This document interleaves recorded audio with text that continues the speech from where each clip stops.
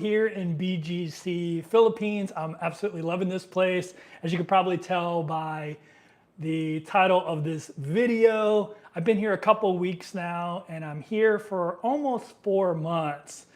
So I'm definitely going to be living and experiencing the Philippines and mostly BGC. Hold on. Oh, let me turn that down there. But I'm going to jump right into what the title of this video is about, and then we'll jump into a Q&A session, and that can be about the topic of this video or anything else travel related. If you've been following me for a while, you know I've been traveling full-time since 2019, traveled in a group program, bounced from country to country every 30 days to start off. COVID hit, I bought a van, did the RV thing around the United States. After that, I came over to Thailand, bought a motorbiked all around Thailand for a year. Last year I lived on nothing but cruise ships, and now I'm kind of country hopping, looking for livable places, places with high livability scores that maybe I could use as a home base in the future. And so that's what we're going to talk about here. So I'm going to tell you why I think BGC might be that spot for me. So number one is safety. As I've gotten older, safety has become more of a priority for me. When I was younger, I didn't really care. I'd be in the worst neighborhoods and hostels and things like that. Didn't really bother me. But as I have gotten older and my priorities have changed on things I want to do in my life, I really value safety. And BGC ranks right up there with other safe places that I really enjoyed, like Tokyo or anywhere in Japan for that matter, Singapore, Thailand, places like that that are super, super safe. BGC feels that way for me, feels very, very safe at that Singapore, Tokyo type of level. Number two is walkability. So if you've been following my channel for a while, you know I walk a ton of steps. I try to walk between 10 and 20,000 a day. Actually, I'm more between 20 and 30,000 now. And I do that because it keeps me fit. I have some shoulder and knee issues, so I can't hit the gym as much as I want anymore. So I walk a lot to, stay slim, stay in good health. And I want to live in a place that is conducive to walking, that it's not, that has nice sidewalks and things like that. If you've been following me on Instagram, you know that BGC has these huge 20 to 30 foot wide sidewalks all over the place. If you don't know about BGC, just search in YouTube. There's a ton of videos about it, and I'll do more in the future. But it's basically, I don't know exactly what the square mileage of it is, but I'd probably say it's somewhere between 5 and 6 square miles. And it's part of Metro Manila. It's its own little area in Taweeg, I believe is the name of the city. I always say that wrong. Someone will correct me in here. But it's this basically planned community, and they kind of modeled it after New York City, and they made the sidewalks really wide. They made really good sewer systems, so there's no flooding when the monsoons hit. And the Wi-Fi is amazing. The internet connectivity here is amazing. 400, 500 up, 400, 500 down on a basic plan. So the internet's great. And where was I going with that? Oh, I was talking about walkability. So BGC is just super walkable. They have these huge sidewalks everywhere. Like I mentioned, it's super safe. And I can walk around the whole city of BGC and never leave these huge giant sidewalks or have to worry about crossing a street. All the stoplights here are really good. All the places where you can cross the street without crosswalks are, the oncoming traffic actually pays attention to it, where in a lot of countries it doesn't. There's also a ton of security in BGC, and a lot of those guys out there and gals doing security are in charge of stopping traffic so pedestrians can walk. So it's very pedestrian friendly, and for someone like me that likes to get a lot of steps, it's really easy. I also recently found a path along the golf course here. They have a huge golf course, and there's a path that runs alongside of it in BGC, and that has made my walks amazing because it's kind of in the jungle, and there's a ton of people out there with their dogs They're little dogs, and so it's very walkable. It's very walkable. So that was number 2. Number 1 was safety. Number 2 is walkability. Number 3 is convenience. When I say convenience, I mean I want to live somewhere where I don't need a car and I don't need to take public transportation or taxis very often. And BGC is one of those places. I've been here for 2 weeks. I haven't taken any public transportation or taxis. I have multiple grocery stores within a 1-minute walk. I even have an underground passageway to one of my grocery stores from the building I live in. So when there's monsoons out there, I can just walk underground. There's a place here called Landers, and for $10 for the year, it's kind of like a Costco. You can have a membership there, and that's what I did. And I go there and I get a lot of things there because it's super affordable. And there are, I hesitate to use the word thousands because that sounds like a lot, but there are at a minimum hundreds upon hundreds of restaurants in this small little area, all within walking distance, and everything that you can think of. There's a Mediterranean restaurant right by me called Feta. There are, when I walk around BGC, I've counted a total of 6 Starbucks and 2 Tim Hortons and about another 100 coffee shops, mom and pop type of places. There are any of the Western fast food chains that you want, KFC, McDonald's, Burger King, a ton of them. The Philippine fast food chain, Jollibee, those are everywhere. There are Mexican restaurants like Tex-Mex style like you would get in the United States. There are Spanish tapa restaurants all over the place. Like I mentioned, there are Mediterranean, there are Italian restaurants anywhere. If you go to Landers, you can get like New York style pizza. Like in most places in Asia, when I get pizza, it's off. It doesn't taste like it does in the United States. They put like a sweeter sauce on it, or like in Malaysia, they don't have pepperoni because they don't, eat pork. And so it's always like off. But here in Malaysia or in the Philippines, the pizza is like you would get in the United States. They even have a Domino's right next to me if you're into Domino's. And then they have a ton of mom and pop places. Even in this like high-end type of Manhattan / Beverly Hills type of neighborhood, there are mom and pops everywhere here. And it's pretty awesome. And there are, within this BGC area, there are like other little micro neighborhoods. Like I'm in Uptown BGC, which is kind of like the financial district. And there are a ton of there's chain restaurants like Chili's and Fridays here, a bunch of mom and pops as well. There's actually a taco food truck right by my building that's pretty famous over here. And then you have I'd say about a 10-minute walk away, you have the Forbestown area, which is kind of like the Upper West Side of Manhattan, and it's a ton of mom and pop restaurants and a bunch of little parks where everyone has their little bitty dog. And then you have High Street, which is this real long, it's not really a street, there's no cars on it. And it's probably about a mile and a half long. And along the whole thing is restaurants, mom and pop restaurants, coffee shops. There is a Shake Shack, if you want Shake Shack. There are stores like Pottery Barn, but also mom and pop stores. And then you have McKinley Hill, which is another part of this BGC area, like another micro neighborhood. And it's the same thing. There are tons of like mom and pop restaurants, big chain restaurants. So there are tons of conveniences around within where I don't have to take a taxi or public transportation to. I can live my life in BGC and be content. So we talked about safety, we talked about walkability, we talked about convenience. Now let's talk about affordability. Now some people are going to say, BGC is not affordable. It is relative to other things. So I'm in an Airbnb right now. This Airbnb is $1,400 a month. If I wanted to rent this place in this building, it would be somewhere between $600 and $800 a month without utilities. With Airbnb, I get utilities and everything.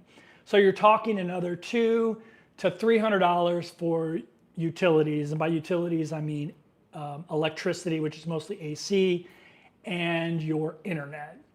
And so that's going to push you somewhere between 800 and 1,000 a month to live this style of life I'm living.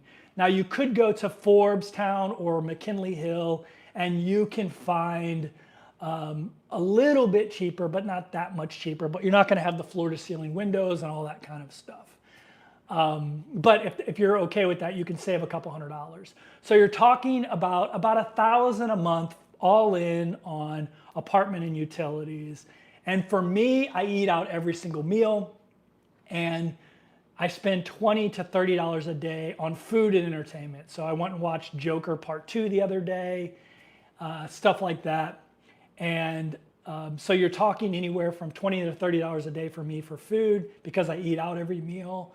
So you're talking between 600 and 900 a month. So 1,000 a month for your apartment and utilities, and then another 600 to 900 a month for food and mostly entertainment. If you drink a lot, and party a lot, add another $500 a month. So you're still talking under $2,000 to $2,500 a month. So to me, as someone, the last place I lived full time was New York. To me, $2,500 a month is super affordable, all in. I save a ton of money because I don't have any transportation expenses, all that kind of stuff. So the last is affordability for what you get.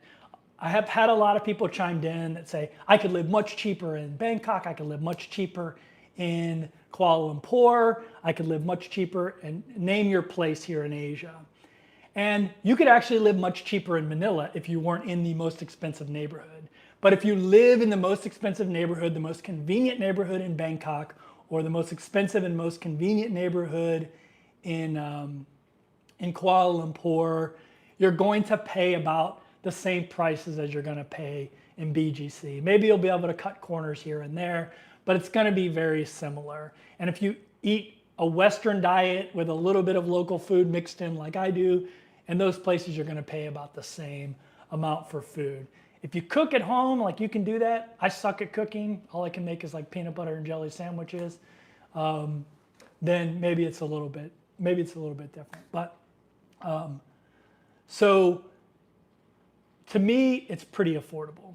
And so we talked about safety, we talked about walkability, we talked about convenience, we talked about affordability, and the last is just all those things combined into one for me, which is livability.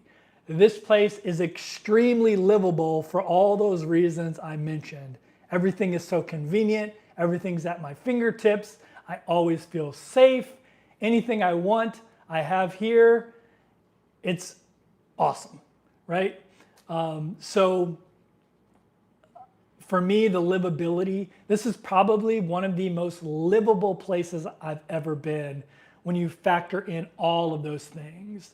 I would say it's very similar to like New York City and Tokyo for walkability, but obviously it's much cheaper than those places. But you get a very similar type of experience. So I'm going to turn on my AC here. It's getting a little bit warm with the sun coming through the windows.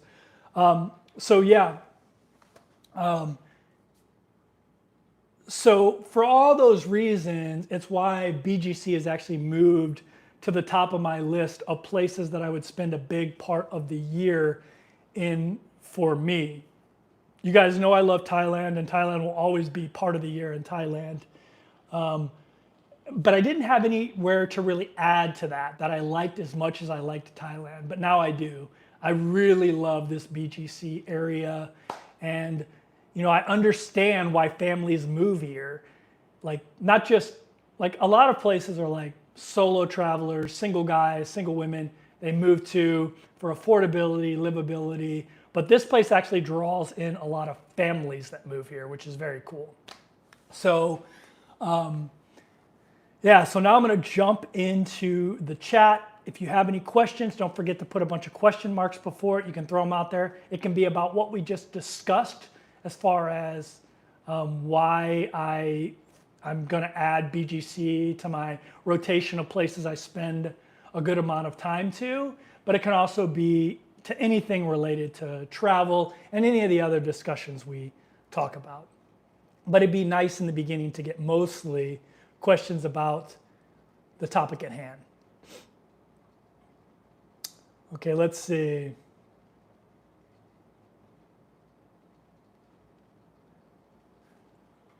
How do you find the air quality and mosquito situation in Southeast Asia? Did you find it bad in Malaysia and Thailand? So I've never really had an issue with mosquitoes in any country I've been to. Even when I've been like in the north of Thailand, I just never had an issue. And I think part of that is I'm a morning person, not a night owl. And a lot of the bugs that bite you come out at night because it's cooler. You know, in Asia, sometimes the heat and humidity can be insufferable to us, but it's also insufferable to those animals that like those insects that like to munch on you. So they tend to come out more at night, and I'm just not a night person. I'm usually in before the sun goes down. So as a morning person, I benefit from, that's one of the benefits of being a morning person. I've just never had to deal with that. As far as air quality goes, there's a certain time of year when I've been in Chiang Mai where the air quality's been bad, but that's been not because of like traffic and stuff, it's been because they burn rice fields and things like that at that time. So you just have to pay attention to that. For the most part, I've lived on the outskirts of Bangkok, so I've never had to deal with any kind of air quality issues on the outskirts. I lived in like On Nut and beyond, and so I never really had to deal with any type of smog issues personally. In Kuala Lumpur, I didn't notice it there either. And it might be, maybe I'm just oblivious to it, but I didn't notice it there. And here in BGC, this part of Manila, I haven't noticed it at all, to be honest with you. I go out every single morning. I do about a 10-mile walk, which is about 20,000 steps for those counting. And I haven't noticed it at all. So, yeah.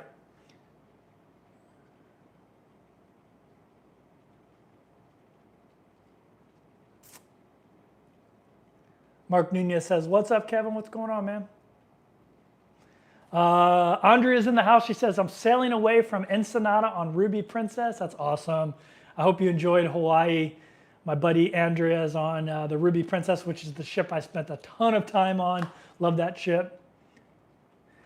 BGC may be considered the city of Taguig. I always screw that up. It is considered that part of that city, but everyone just refers to it as BGC. Alfred says, "I can't walk anymore. I'm turning 59. I mean, that's my goal is, I turn 50 next year, is to be able to, that's why I continue this up. I read something one time from this 94-year-old lady that runs marathons, and she said, when I was in my 50s, I would run 100 miles a week. And then when I was in my 60s, 70 miles a week. And then when I got into my 80s, like 50 miles a week. And she said, if I hadn't been running that 100 miles a week when I was in my 50s, then I wouldn't be doing, 6 or 40 miles a week or whatever it was she was doing at the time in my 90s. So I think that, that's why I have such a high number, because I figure it will go down as I get older. But hopefully, if I maintain it, that I'll continue to be able to do it. I used to run a lot. I used to be a marathoner, but I have some knee issues now, and so I don't want to make that problem worse. Kathy Miller says, "I have a friend who is a missionary in Cebu City with college students. Her hardest adjustment was the heat. Isn't it oppressively hot there?" So to be honest with you, this time of year, it's not that bad. I think the high is somewhere in the 80s. But when I get up in the morning, it's usually in the 70s when I go for my walk. And it's very pleasant. And here in BGC, there's actually a wind that goes through. Like if I open my window a little bit, you'd hear it. And so it's actually pretty pleasant in the morning. One thing that really shocks me about Filipinos is how many sweaters they wear in the morning. I see tons of people with jackets and sweaters in the morning when they're coming to work, because maybe like 75 degrees to them is cold. Like it just shocks me how many people are in sweaters and like puffy jackets and things like that in what I think is warm. But yeah, in the mornings it's not too bad. And then in the afternoons, the one good thing about being in a place with a bunch of high rises like this is there's a lot of shade.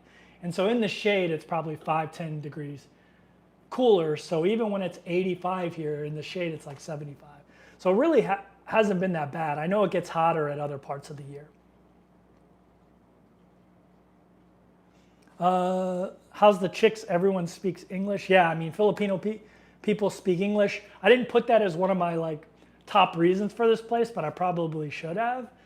One of my biggest complaints with other places in Asia is you really have to search for you can find a lot of people that speak English, but to really have a deep conversation with someone about like deeper issues, it's really hard unless you find someone that's really educated. Like when I was in Thailand at one time, I dated this woman who was a doctor who was educated in Singapore and England, and she could have like a deep conversation about like complex issues in English. And my Thai is not good enough to have a deep conversation in Thai. And most of the people I meet in Thailand that aren't obviously expats don't have the proficiency in English to have like a really deep conversation in English. And that's just something I personally enjoy.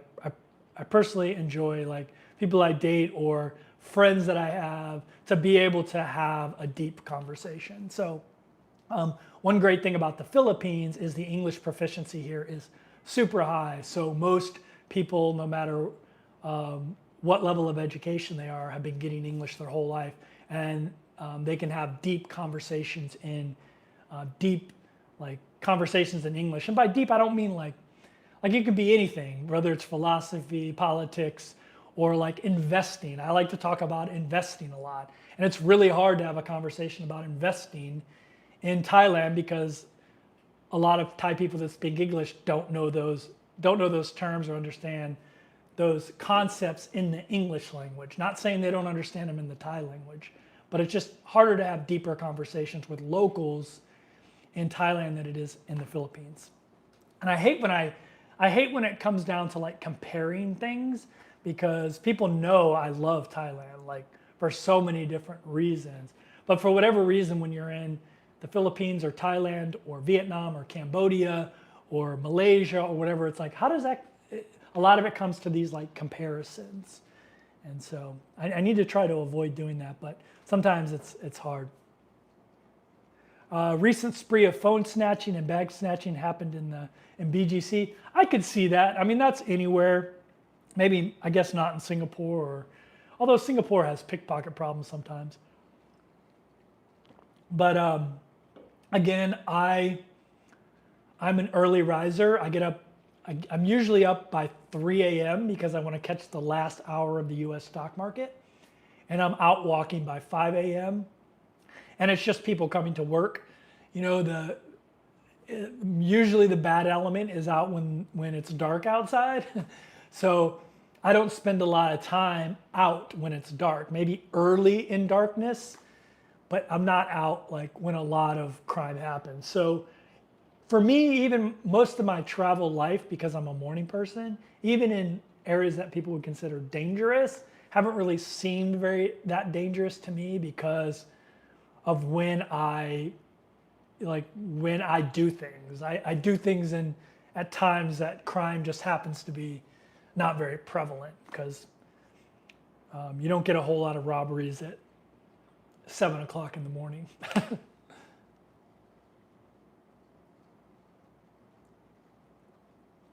What are the sporting facilities like in BGC? For example, pickleball, badminton, paddle, tennis, racquetball courts. So there are tons of them, especially the pickleball thing, although they call it paddleboard here, but it is pickleball. It's kind of transitioned to pickleball, but you'll walk by them. They have a lot of actually outdoor courts here.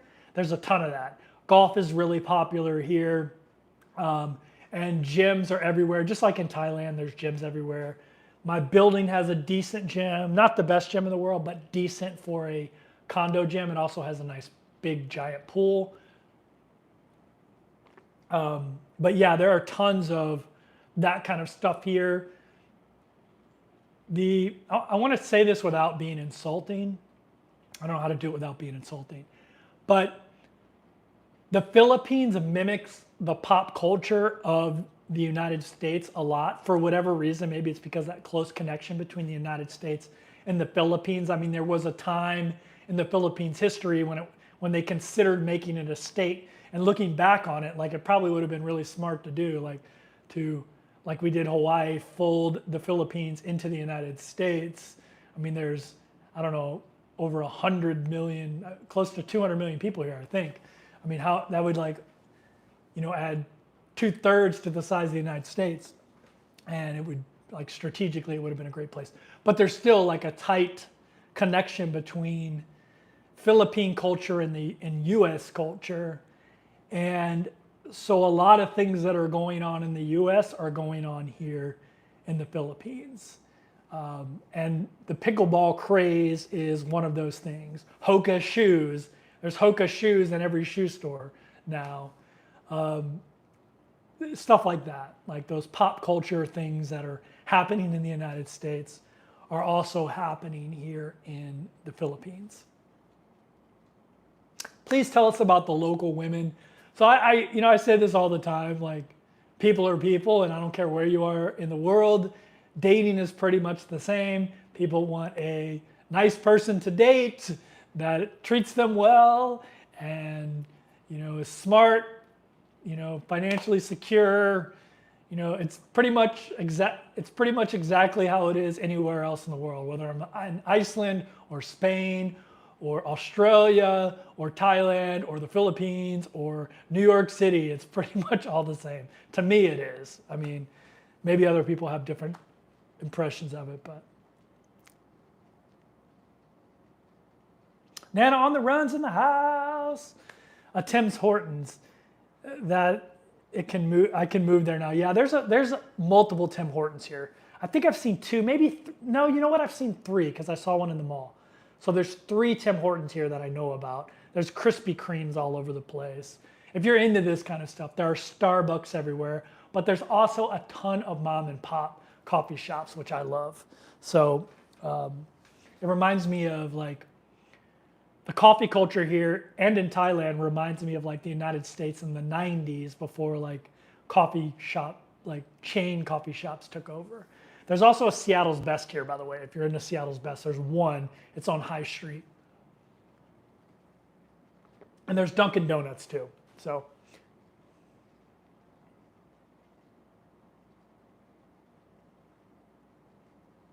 The only thing missing is a beach. Where's the nearest that's possible for a day trip? I don't know. I need to research that a little bit better. I mean, we're on an island, so I'm assuming it's not that far away. And obviously, some of the most Instagrammable beaches in the world are in the Philippines because of how crystal clear the water is here and how like beautifully blue it is. It looks like bath water. I need to research that more. I'm kind of just getting to know BGC, but I'm here for 4 months at least. I might stay longer, I don't know. I'm going to Hawaii in January, end of January, and I'm deciding whether I want to fly back or I haven't decided yet. So, because I like it so much, but I've only been here for 2 weeks, so we'll see.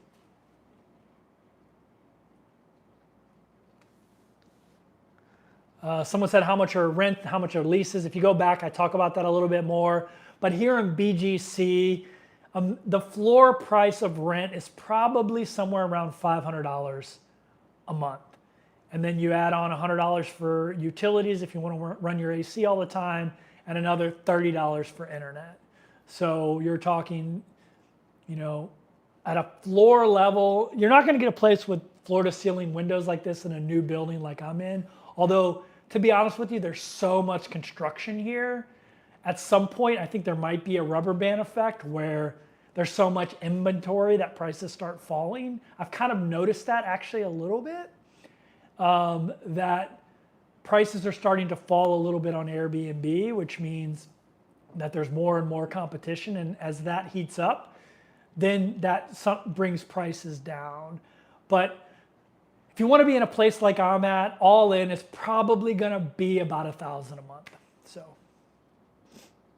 but you can find much cheaper than that throughout Manila. Like you can be in Makati and find nice places with floor-to-ceiling windows for $300 to $400 a month.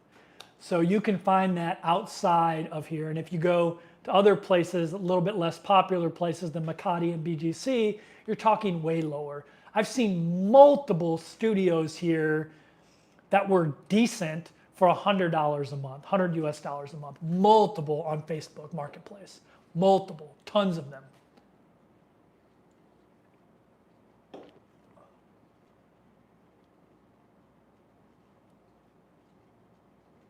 Is there girls for a 60-year-old man? I think, hey, Alfred, if you make yourself appealing to women, there are always women for you. So make yourself appealing to women, Alfred, and you'll never have to ask that question. And you probably already are if you're a follower of mine. I'm just joking with that. Can get return flights to Boracay for $50. That's awesome. Yeah, I've heard it's really cheap to fly around. I really like boats, and I'm like, I would like to be able to take boats to places, but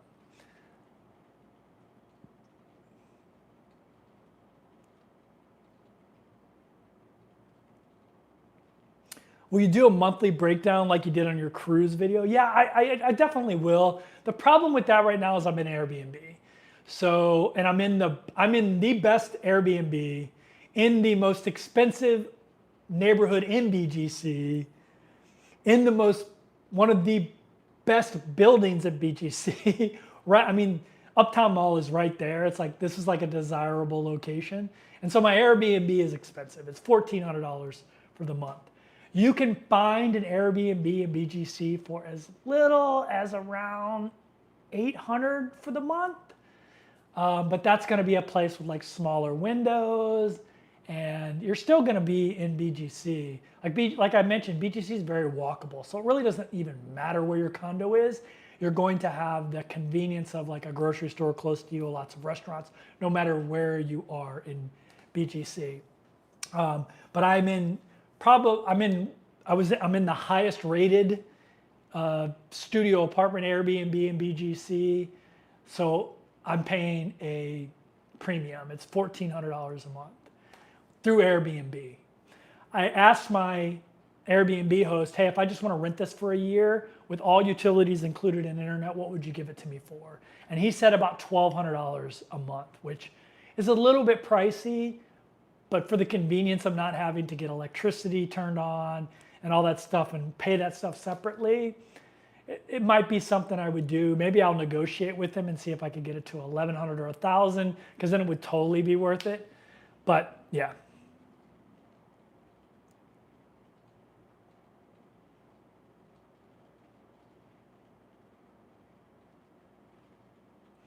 Roy said your budget is more than double mine, living 5 years with a Thai partner in the Pattaya area. Yeah, again, I'm in the most expensive area. I'm in the most expensive area in Manila for the most part. I mean, there are neighborhoods like where Manny Pacquiao lives that are probably more expensive, but as far as like normal neighborhoods that aren't gated communities or whatever, although some people would say BGC is kind of a gated community.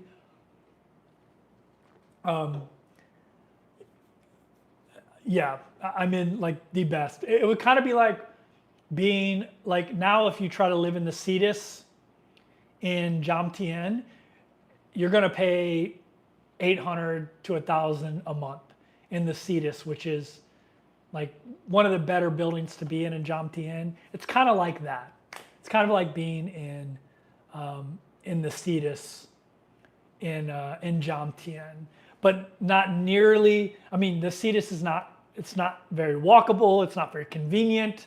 It doesn't have all of the like check marks that I checked off. If I live in the Cetus, I gotta have a motorbike, or I gotta take a Grab to a decent grocery store that isn't the 7-Eleven right down the street. It's nice to have the 7-Eleven there, and I only have a couple of restaurants within like reasonable walking distance. So it wouldn't be as convenient, if that makes sense. So.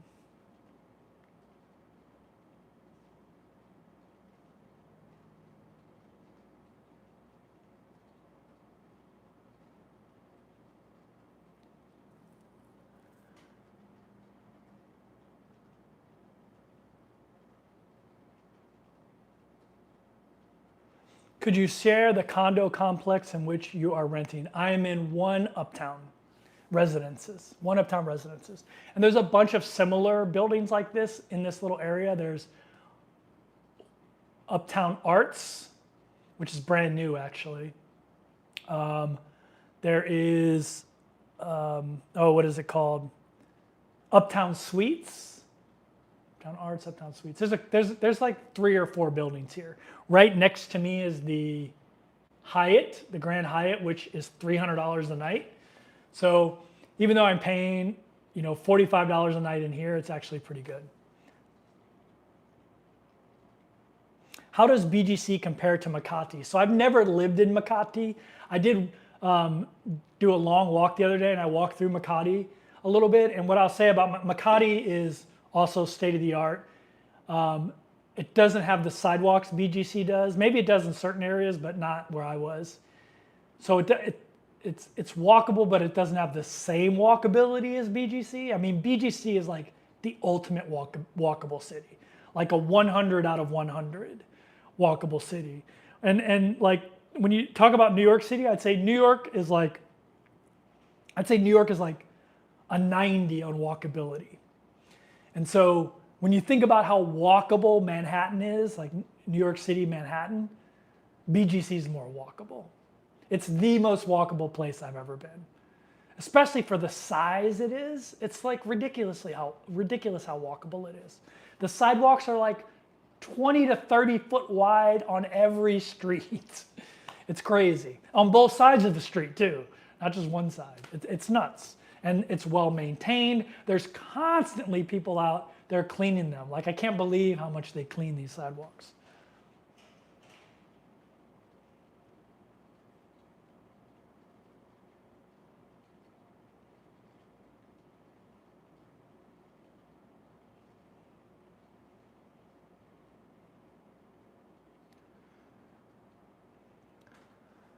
Roy says, my condo is $350 a month, 480 square meters by the beach with a massive swimming pool in Pratnok. Yeah, I mean, so there are places in Pratnok that you can get that are amazing with amazing views. I lived in Pratnok as well.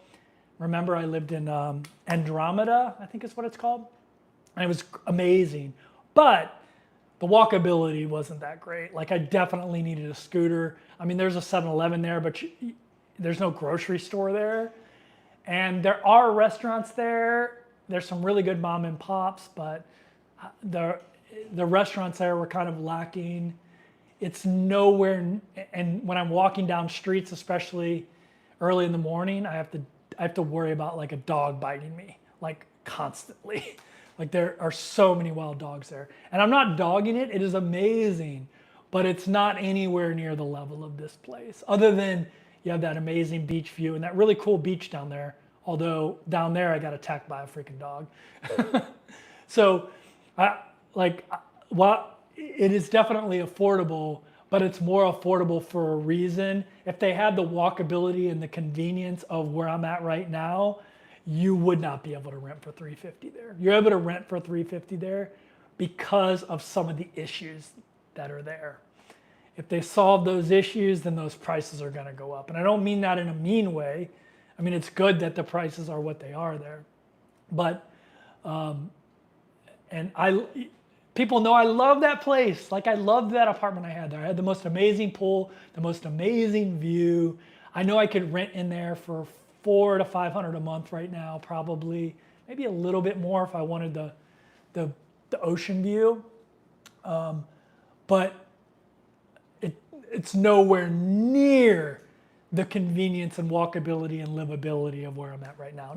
It's not even in the same league, not even close. So,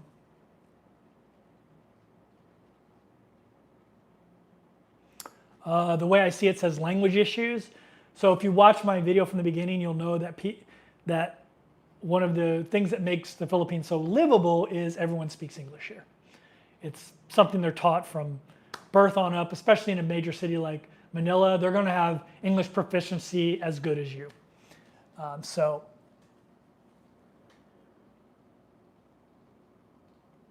any concerns about increasing aggression of China in the area with the Philippine Navy disputing areas of the South China Sea? I don't have any like profound thoughts about it. I was in the US Navy for over 20 years and did a lot of work with the Philippine Navy as well as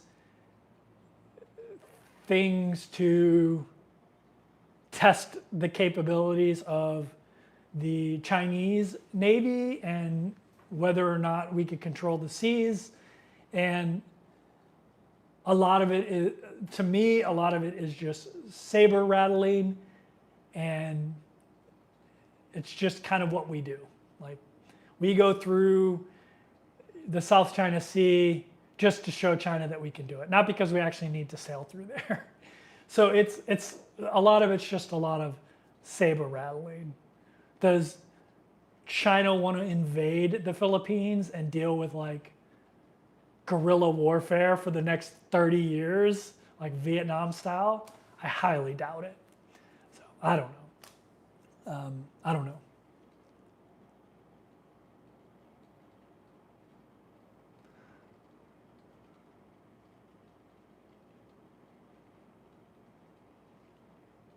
Hey, Robert Max in the house. What's going on, Robert?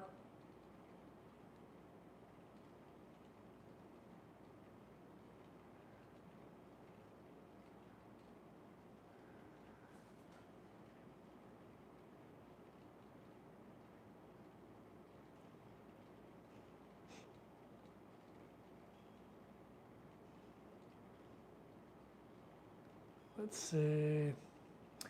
For your information, Kevin, St. Luke's Hospitals and BGC, yes, it is. That's one of the best and most modern medical centers in the Philippines. Many of their doctors are trained in the US. So Joshua, I'm actually from St. Louis, which also has a St. Luke's. And it's in the same hospital organization. And at the end of my time here in January, I'm going to go to St. Luke's to evaluate basically their male health checkup there. And so I'm doing that. I'm going to St. Luke's. One of the great things about the Philippines for me is it's the only place outside of the United States that has a VA medical center, a Veterans Administration medical center. And if you don't know, I served 20 years in the military. I've never actually signed up for the VA because I have my own health care because I'm retired through Humana, TRICARE Humana. But when I go back to the States, I'm going to sign up for the VA. So when I come to the Philippines, I can use the VA hospital if I want to. So not only do they have St. Luke's here in BGC, actually within walking distance of me right now, they also have a VA medical center, which is really great for a veteran expat.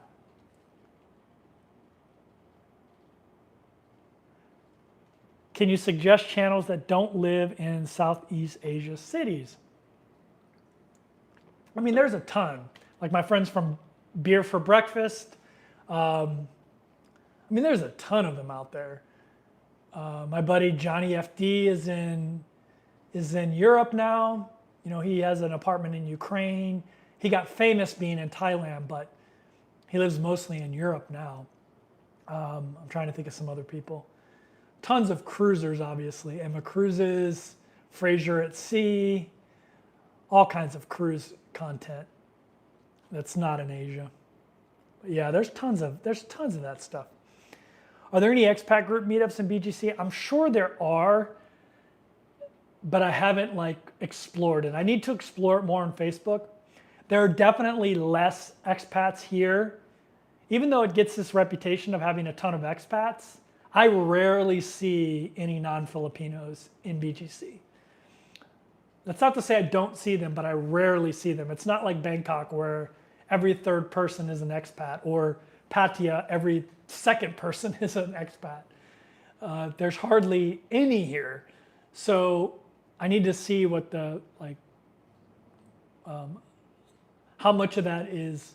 I need to get on Facebook and see if I can find some groups. It was really easy to find them in like Chiang Mai and Bangkok.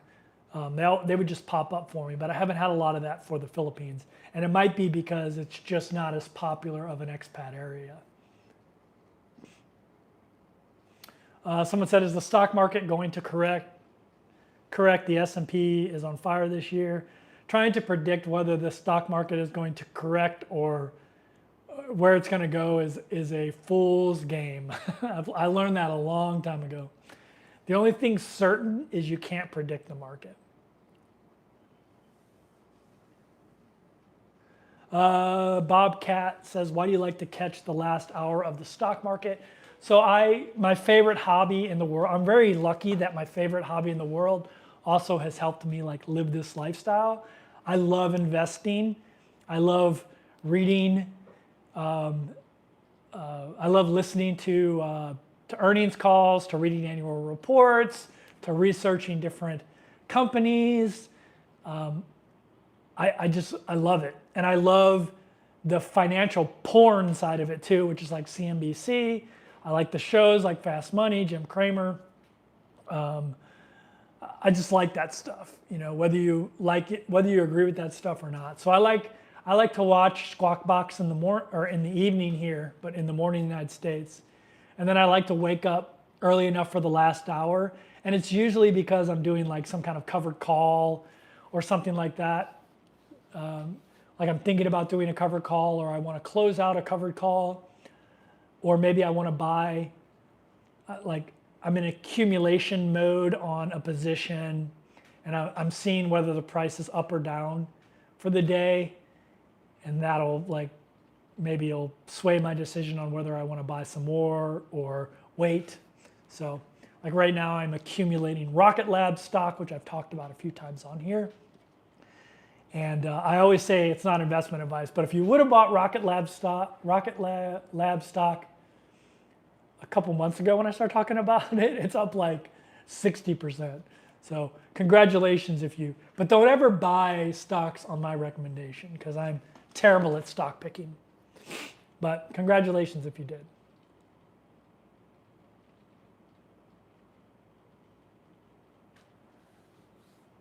Yeah, you can do, anyone who wants to do a shameless plug about their YouTube channel, like Joe the Computer Guy, go check his out. I'm perfectly fine with people putting in their YouTube channel into the comments.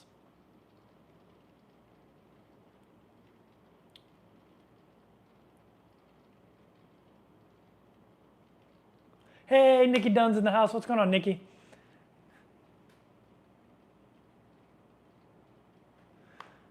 What's the best way to get to Southeast Asia if I first take a transatlantic cruise to Barcelona? I have no idea. From Europe, I have no idea. To be honest with you, Rachel, I'm sorry. I'm sure you could probably I have no idea, to be honest with you. There's probably some Europeans in here that could give you a better answer. I have no idea. I don't think I've ever went to Asia from Europe. I think I've went from Asia to Europe, but I've never, I'm not sure, to be honest with you.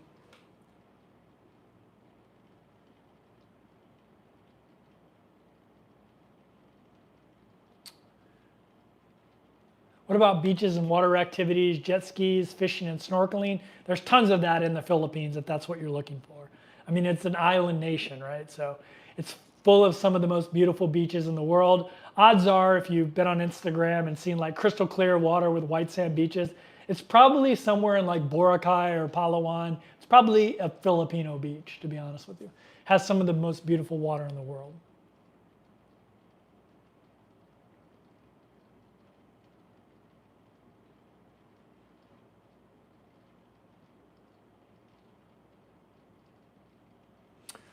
Nomad Jim says, awesome that you love BGC so much. It would make a great home base for part of the year. Yeah, I really like it. I just love the livability of it. Like if you're just joining the live stream, go back to the beginning and you'll hear the 5 reasons I am thinking about making this one of my regular rotation places and even maybe a potential home base in the future. I really, really like it. It's great. I get nervous about scams on Facebook Marketplace, especially for a big money amount. Have you ever rented from Facebook Marketplace? Yeah, I rented an apartment from there in St. Louis one time, but that's the only time. My mom uses Facebook Marketplace all the time and has never had an issue. She buys and sells stuff on there all the time. So, I mean, I guess it's kind of like Craigslist. You know, you just got to kind of vet the people that are on there.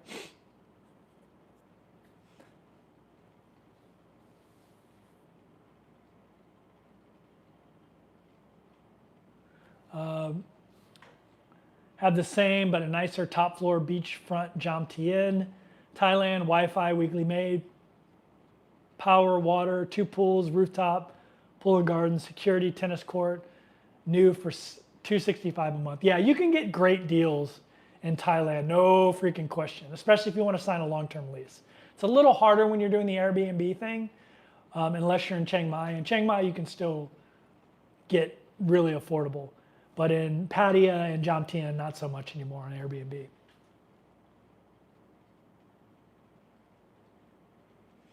My own experience is boats and ferries in the Philippines are a step down from Thailand, plus the seas are unpredictable. We nearly sunk on our trip from Cebu. That's nice to know.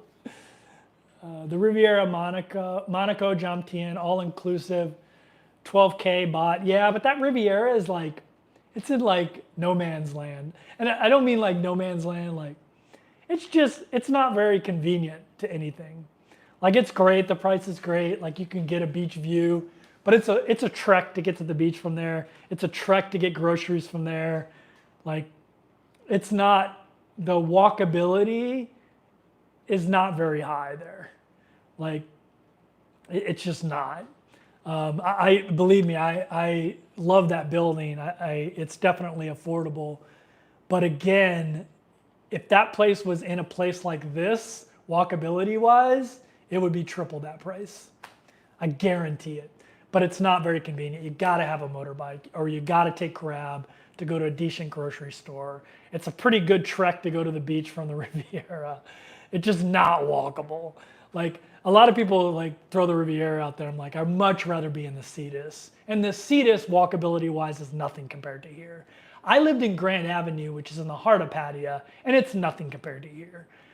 It was convenient, but the walkability wasn't that great because the sidewalks aren't that great. You know, it's just not. It's not that great. Like, it's just not. You know, and I'm not like I love Thailand, but you cannot compare the walkability and livability of those areas to this. It's not even close. It's not even like near that. Have you extended your visa? I'm going to go try to extend my visa this week. So if you don't know, the Philippines actually has a very generous tourist visa. You only get 30 days when you arrive, then you can go extend it for 29 days, but then you can extend it for, I think, 60 days, and then it's like 6 months or 3 months, but you can extend a tourist visa here up to 3 years. That's insane. Like it's so easy to live here on a tourist visa, where other places it's not so easy. It's kind of a pain in the butt.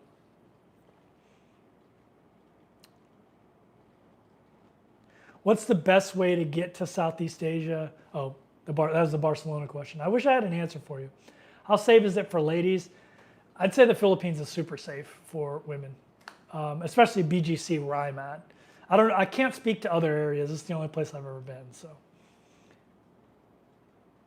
BGC is safe, but when you leave the bubble, it's very unsafe. Manila has the highest crime rate in Southeast Asia. Wouldn't you want to live somewhere less confined? I don't feel confined here at all. It's actually a huge area. And what I would say is, like, I could say the same thing about Manhattan. You know, when you get out of certain places in Manhattan, you end up in bad neighborhoods. And you might say, wouldn't you rather live somewhere where you're not confined by Manhattan? I mean, it's not, I don't feel confined by it. Like I can hop on a plane and go to Palawan or some amazing beach place, or I can go to Makati, or I can go to some of the other neighborhoods here. I don't feel confined at all. If you've ever walked around BGC, it's actually a ginormous area. And it has like, so almost everything you could want in like if you didn't want to leave, you wouldn't have to, and you wouldn't be missing out on like local Filipino food or, whatever it is.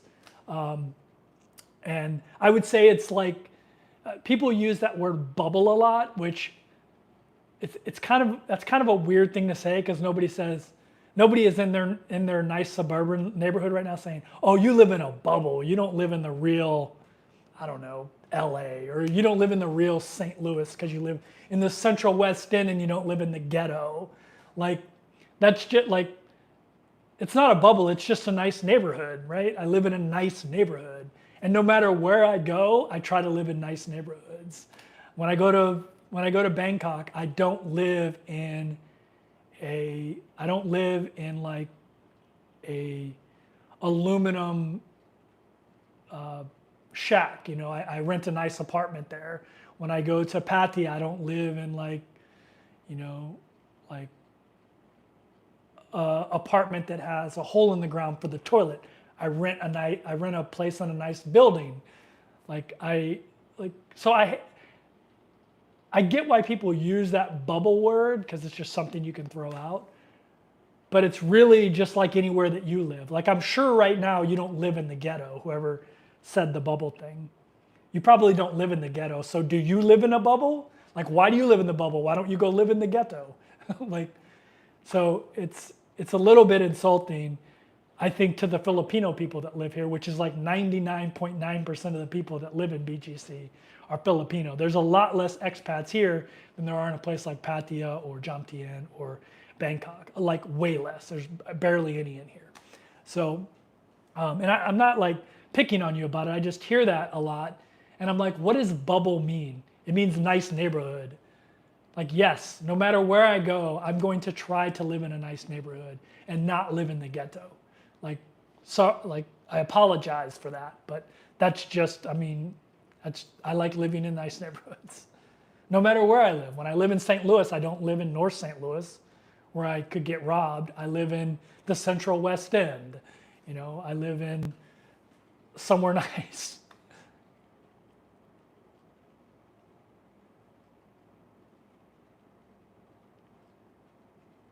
Do the Philippines smile like Thais? Are they as welcoming? So I'd say the Philippines is definitely very, very friendly, just like Thailand. I wouldn't call it the land of smiles. It's a little bit more conservative because almost everyone here is like some form of like strict Catholic. And so it's a little bit more conservative. So people are a little bit more reserved as far as, I don't know how to explain it, but it's kind of like being in a Midwestern city in the United States. It's just a little bit more conservative, if that makes sense.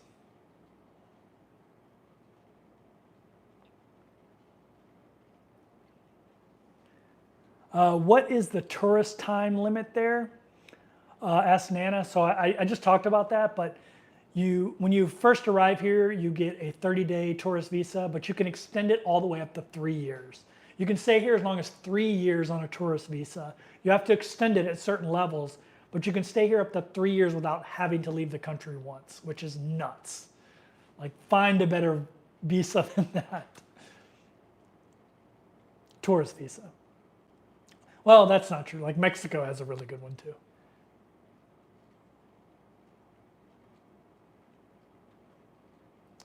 And Georgia, the country of Georgia. Glad you made it. Oh, let's see. Do you usually find the expat community in places you travel to? I'm just wondering about the opportunities when it comes to social interactions. Yeah, so Facebook is a great place to find expat groups. And that's usually what I do. A lot of my connections, to be honest with you, have been through people I met on YouTube, like Tom in the Philippines, a bunch of other people, Chocolate Man in Thailand, people like that. So I've made a lot of connections.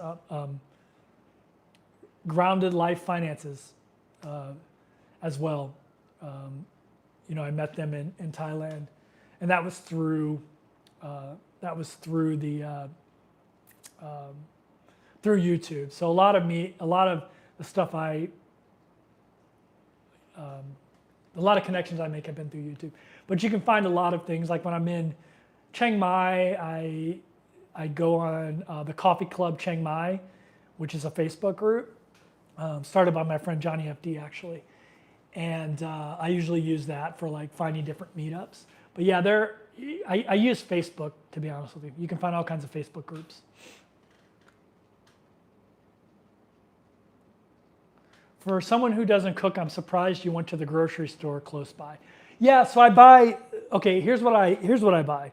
I buy a lot of fruit, and I buy stuff to make sandwiches. So if I get hungry, I have peanut butter and jelly, and I have like, right now I have pastrami ham and some cheese and some mayonnaise and some bread. So I do have stuff to make food that doesn't require cooking. I do have a microwave, but I don't want to, like, why would I get a microwave burrito for just a little bit more? I can go down here, there's a Tex-Mex truck right next to my building that has amazing burritos and tacos. And it's not that much more than the frozen burrito I'd pay for. You know, it's maybe 50 cents more. So why would I just not go down there and get an amazing burrito from them? So, and that's what I mean by livability. It's so livable here that I don't need to have food in my house because I can walk out my door and have amazing food. Even like people saw it on my Instagram. I live right next to a Denny's.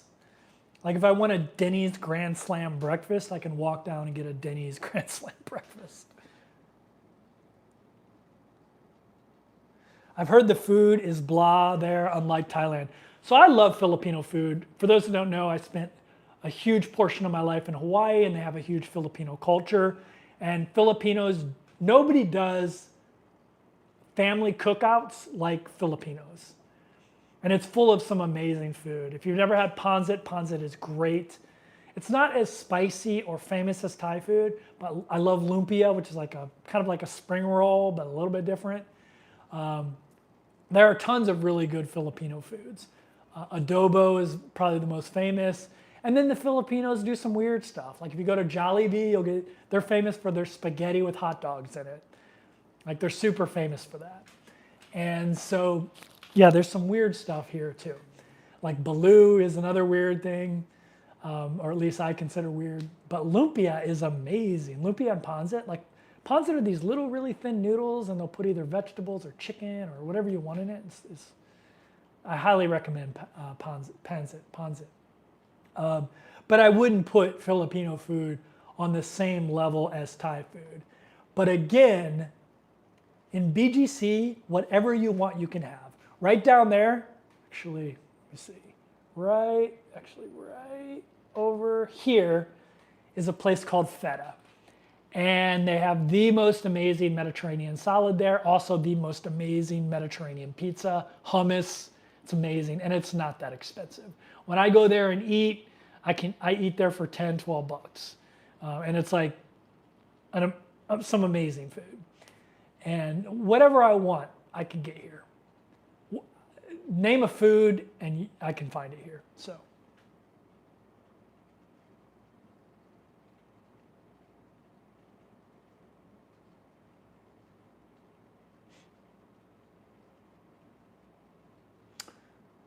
Roy said, you're a guy who likes walking. There's a large supermarket, 10-minute walk. I like walking where I don't have to do anything. I don't like walking where I have to carry, tons of bags and things like that. I don't. The cool thing about here is, the grocery store, I have an underground passageway to the grocery store, so I don't even have to go outside in the heat or the rain if I don't want to. And it's like escalators and everything. Like I can leave here right now and be in the grocery store in less than 2 minutes. And be back, I could be back in under 10 minutes. Easy under 10 minutes. With everything I want. And I don't have to carry a bunch of stuff or anything. So it's just super convenient. And I guess in Thailand I can use Grab to order that stuff now. So maybe I need to reevaluate it using Grab or something like that. But speaking of Grab, for those who don't know, I'm a huge investor. And I've been watching Grab stock. And I just love their product so much.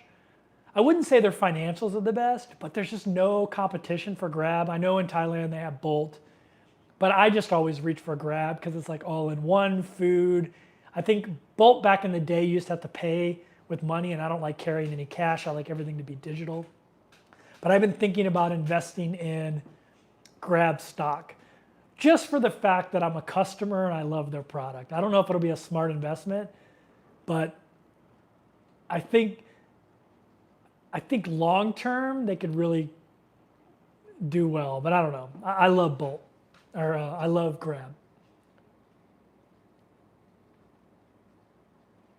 Have you spent any time in Vietnam? Yes, I lived in Hanoi for a month. I loved it there. I need to spend more time in Vietnam. I know the visa is getting easier. The visa used to kind of be a pain in the ass for an American, but I think it's easier now. So I need to go back because I loved Hanoi. I spent some time in Ha Long Bay, loved it. One of the highlights of my life, actually, going to Ha Long Bay. On the day when you want to watch mindless TV, do you have it? I have CNN on right now. I have cable here. Last night, on this cable TV they have in here, I watched the new Total Recall. I don't know how new it is, but it sucked, by the way, compared to the old one. But yeah, I have CNN, like a bunch of movie channels, HBO movies, stuff like that on whatever cable they're paying for here. I don't even know what it is. I see some other channels that are available if I wanted to buy them. Like there's Fox News. Like if you're more of a Fox person than a CNN person, they have that. All the American channels, HBO, ESPN, there's tons of sports channels. But normally I just use like this TV also has Netflix, so I'm logged into my Netflix account. And so I just use Netflix, and mostly I watch YouTube, to be honest with you.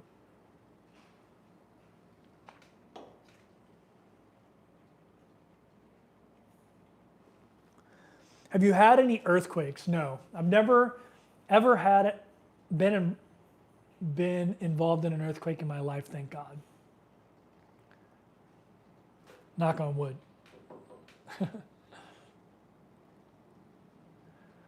Trace Around the World says, I have actually started posting YouTube videos on my channel before I can shamelessly plug. Yeah, you got to post some videos, man. Can a person live where you are now for $1,500 a month? Asked Monica. $1,500 a month. So you would have to be over in, you could be in BGC, but I think you'd have to be over in McKinley. You could probably find a place there for $300. There's a guy on here called JJ the Bull or something like that lives here, and I know his budget is under $2,000. I know, I'm pretty sure his apartment is like $300 a month, maybe $400. So if you can find a deal like that, and you're not a partier, you're not a drinker, I would say, if I was on $1,500, I'd be on the edge of BGC where maybe I could get a place that was, I could make sure I get a place that's $300 to $400. And then you're talking another $100 if you want to run the AC all the time, which you need to here. Yeah, I'd say it's possible. But if I was on that budget, I'd probably go to Chiang Mai. Chiang Mai on $1,500 a month, you can live a real high, yeah, JJ, the Lonely Bull in Asia. If you're interested in this area on a budget, go check out his YouTube channel. There are a lot of guys who do $2,000 a month here. Because I don't party and because I'm pretty boring, like I go for like 3 to 4 hours of my day is just getting steps in. And then I do a lot of investing stuff, reading. Like I go to the pool here and I just sit at the pool and read a bunch of investing things. Then I watch some Netflix, and I'm pretty boring. I'll go watch a movie, I'll grab some food. I'm pretty boring. And I'd say even if I was, like, let's say I was paying $1,000 a month rent here, including utilities, I think I would be at $2,000 a month or under, most likely. And that's including all my bills back home, which is like a 70 a month T-Mobile bill.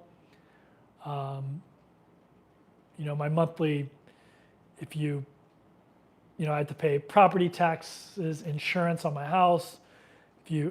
I just pay that once a year though, but if you broke it out into monthly, I'd probably be around 2,000 to 2,500 a month if you include that stuff. But some people aren't going to have those bills. But I would say for 1,500, watch JJ and see if it's something you could do. For me, if I was on 1,500, I'd probably go to Chiang Mai.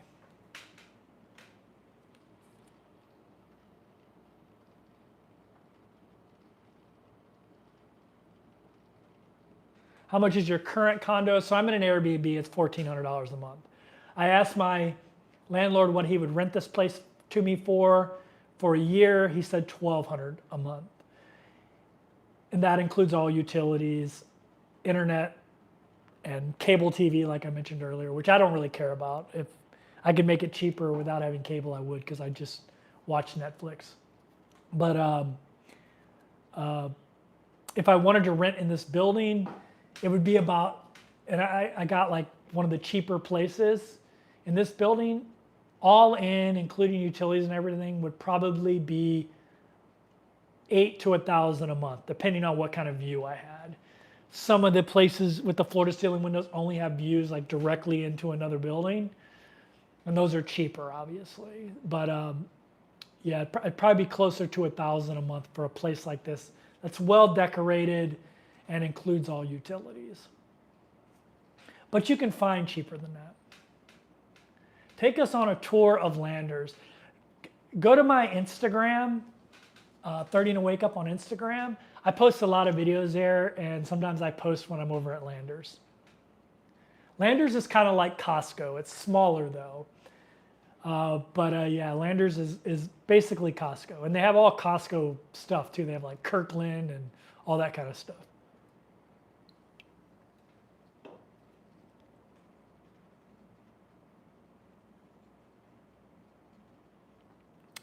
GHB says, Cetus is the best condo I've ever lived. I loved being in the Cetus.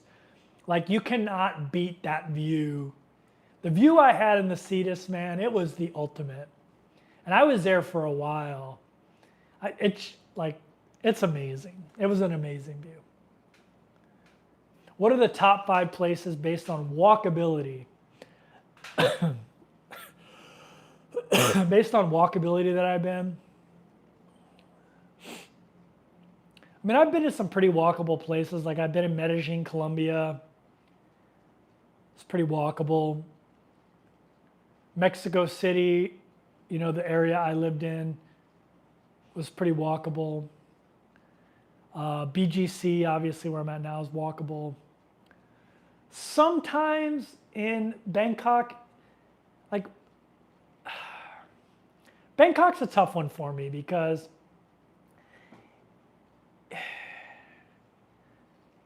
I haven't found like a truly walkable place in Bangkok. It may have a little bit of walkability, but it's not like major walkability because the sidewalks there suck. It's just, a lot of times you just have to take the train to get to things. Even the like more popular areas like Asok, just not super walkable. It doesn't have good sidewalks, doesn't have good drainage. It's not super walkable. And like, a lot of it's like really small sidewalks and they're taken up by street vendors, which is a good thing. Like, the street vendors is great, but so I wouldn't put Bangkok up there. I mean, New York City, obviously, I lived, is very walkable. Tokyo is very walkable. I lived in Kyoto, Japan, which was very walkable. I lived in Valencia, Spain, which was very walkable. So yeah, there are a lot, but I haven't been in a more walkable neighborhood than BGC.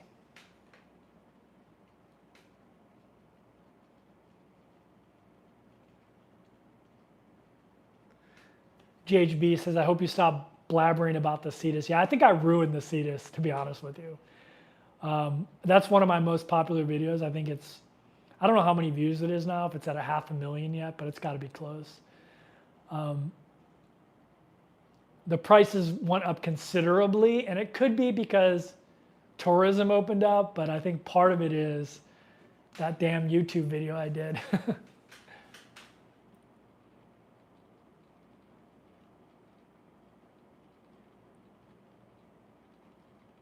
What does BGC stand for? Bonifacio Global City. So BGC used to be Fort Bonifacio, which was a military base. And when they handed the base back over to, this township, they decided to like make a planned city. And it's very much like, especially the area I'm in Uptown, it's very much like a financial district. Outside of Uptown, when you go down, when you leave Uptown and you go down to like High Street, Forbestown, McKinley Hill, that is more like the Upper West Side of New York. It's more like families and more livable.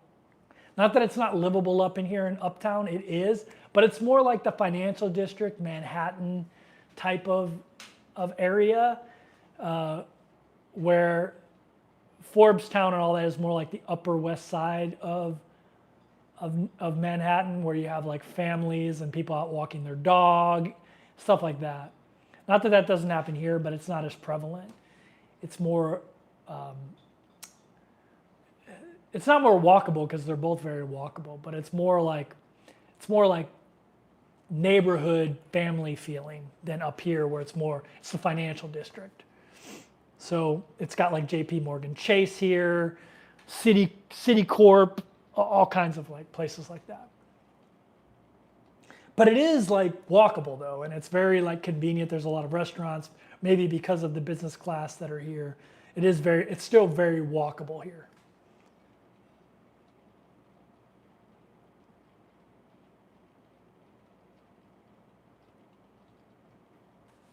Thailand just released new magical DTV visa, full 5 years. Recently found we don't have to exit at the 180 check-ins. Just did mine in Laos at Thai consulate, 10,000 baht. That is amazing, man. That's awesome. Texan in Thailand, that's amazing. I'm so glad they did that. I mean, people ask me all the time, do I regret buying my Thai Elite visa? I don't at all. Like I get to come and go as I please in Thailand until I'm in my late 60s without any worry of things changing. The one thing that's been consistent in all the changes in government, changes in policy is they've honored the Thai Elite visa. I mean, the people who bought the unlimited Thai Elite visas when it first came out, which is basically unlimited access to Thailand for the rest of your life, they still honor those. Like they've never not honored their Thai Elite visa. So I like knowing no matter what happens with the visa situation in Thailand, I get to come and go as I please. So I really appreciate that. Are you going to be adventurous and try Pag while you're there? Yeah, I might do that, Nana. I might do that. Ronan says, I live in bubbles and want to visit other bubbles. Like everywhere I've lived in bubbles. Like when I lived in Bangkok, I lived in bubble. I hate that term bubbles. Like I get why people use it as a way to describe a place, but really what bubbles means is you live in a nice neighborhood. The Midwest is more conservative than the Bible Belt. Well, a lot of the Midwest is part of the Bible Belt.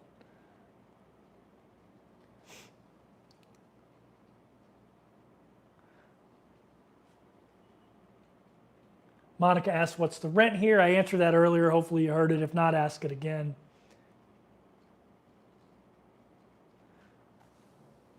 What is your go-to jelly? I like strawberry.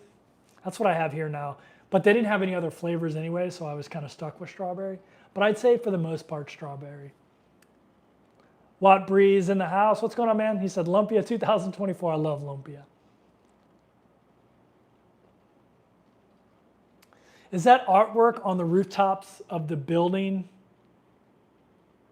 If so, that's really cool. Yeah, that's artwork on top of that's Uptown Mall right there.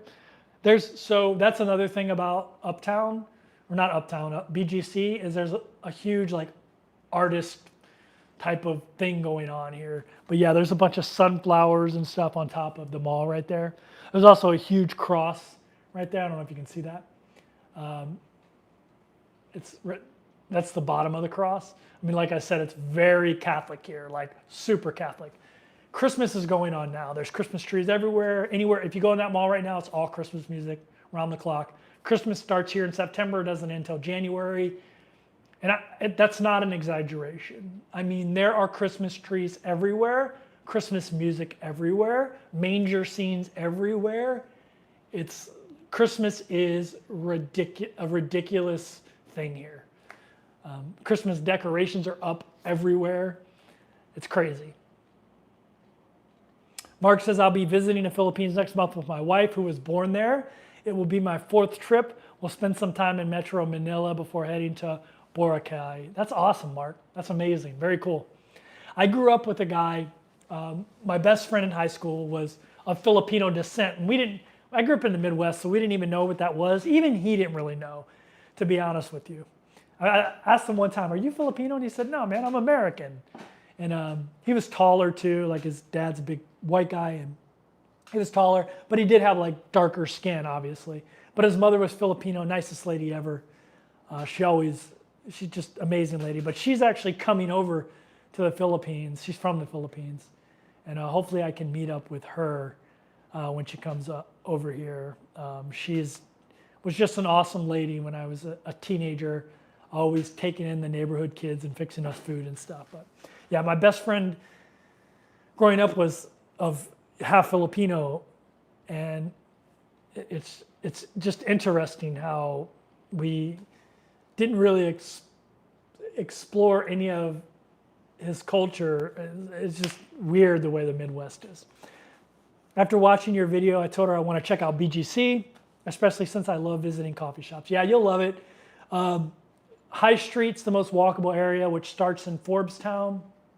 I think you'll really like that area. This is a little, like I said, like more financial district. I like it up here, but a lot of people want a more neighborhoody vibe, and that's more down in Forbestown. And High Street is just a big, long street. Yeah. Speaking of movies that suck, what did you think of Joker 2? I thought it was pretty good. I thought it was all right. I thought the first one was better, but, you know.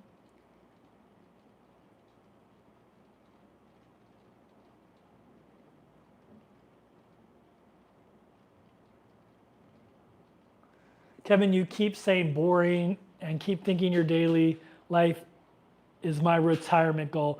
Yeah, like when I say boring, I don't mean boring like, it's not boring to me. I'm doing exactly what I want to do. But to a lot of people, it would be boring. A lot of my audience are people who like nightlife, like to go out and party, want the like bars full of expats and like, you know, beautiful women, which I'm not against that at all, you know. But like I'm the kind of person that gets up early. I like to read. I like to go for long walks. I like to enjoy the mornings. I love coffee. You know, I love good food. I love reading about investing. Like that's the stuff I enjoy. I like catching a movie on Netflix, watching YouTube videos on travel. And so to a lot of people, my life would be boring. I always tell people, I was in the Navy for 20 years, port hopping. I'm all nightlifed out. Like I did that for a long time. Anyone I don't know how many people were in the Navy in this chat, but if you stay at sea, which I did most of my career, that's all you do is like port hop and experience nightlife. So I did that for like 20 years of my life. I'm all nightlifed out.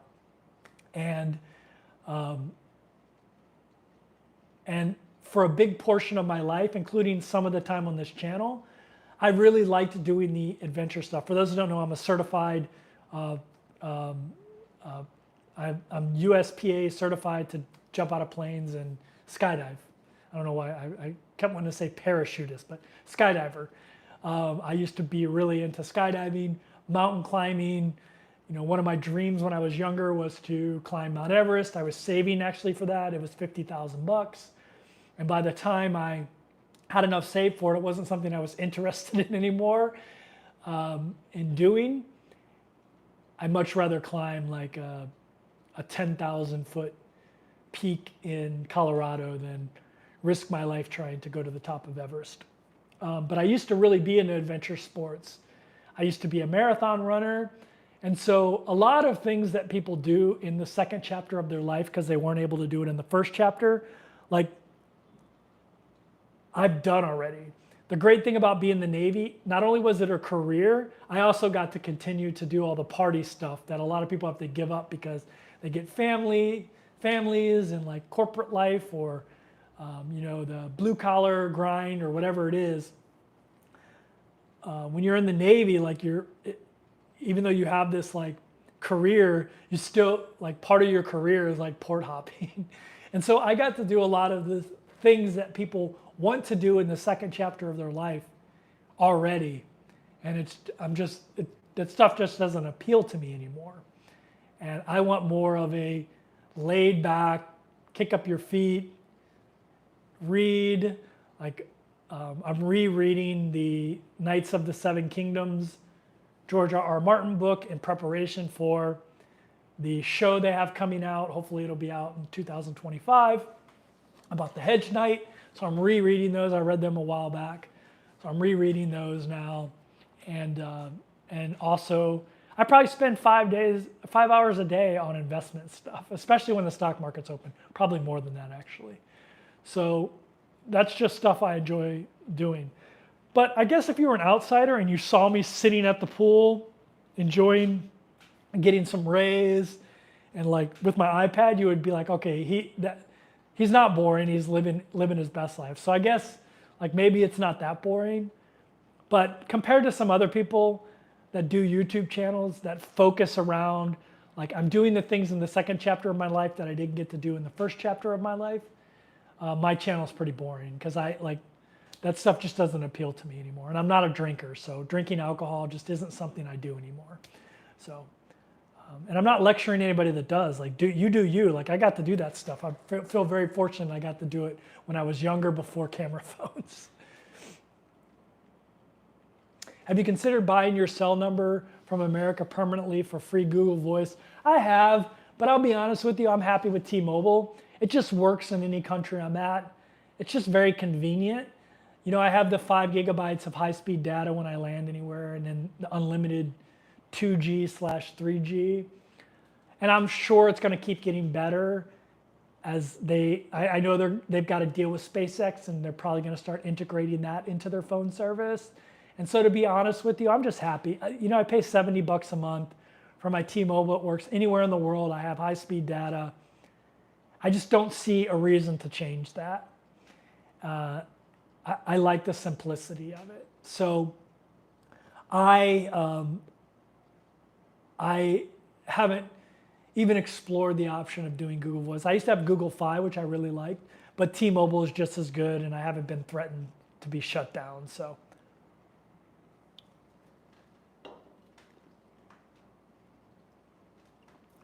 are rents depending on floor level or just size and view? Ask Better Divergent Travel. I'd say mostly on view and size. But floor level could contribute to it if it contributes to a better view, if that makes sense. Like, I'm on the middle level of floors, and you can kind of see the view I have, which is of the mall. But if I was at the top level, I'd probably have a better view. If I was up in the upper floors. And so it's probably more expensive as you get up. There's actually a floor plan I really like here. It's a studio, but it's like a corner studio. And so you have floor-to-ceiling windows on both sides, but those ones are much more expensive in here. So it might be something, if I wanted to do a 1-year lease, maybe I would do that. But yeah. All in, that would probably cost me $1,500 a month if I signed a long-term lease. If you try to get those places on Airbnb, they're like $2,000 a month.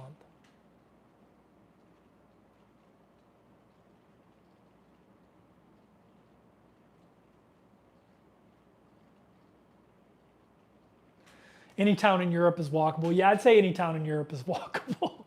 Well, for the most part. Yeah. Like when I lived in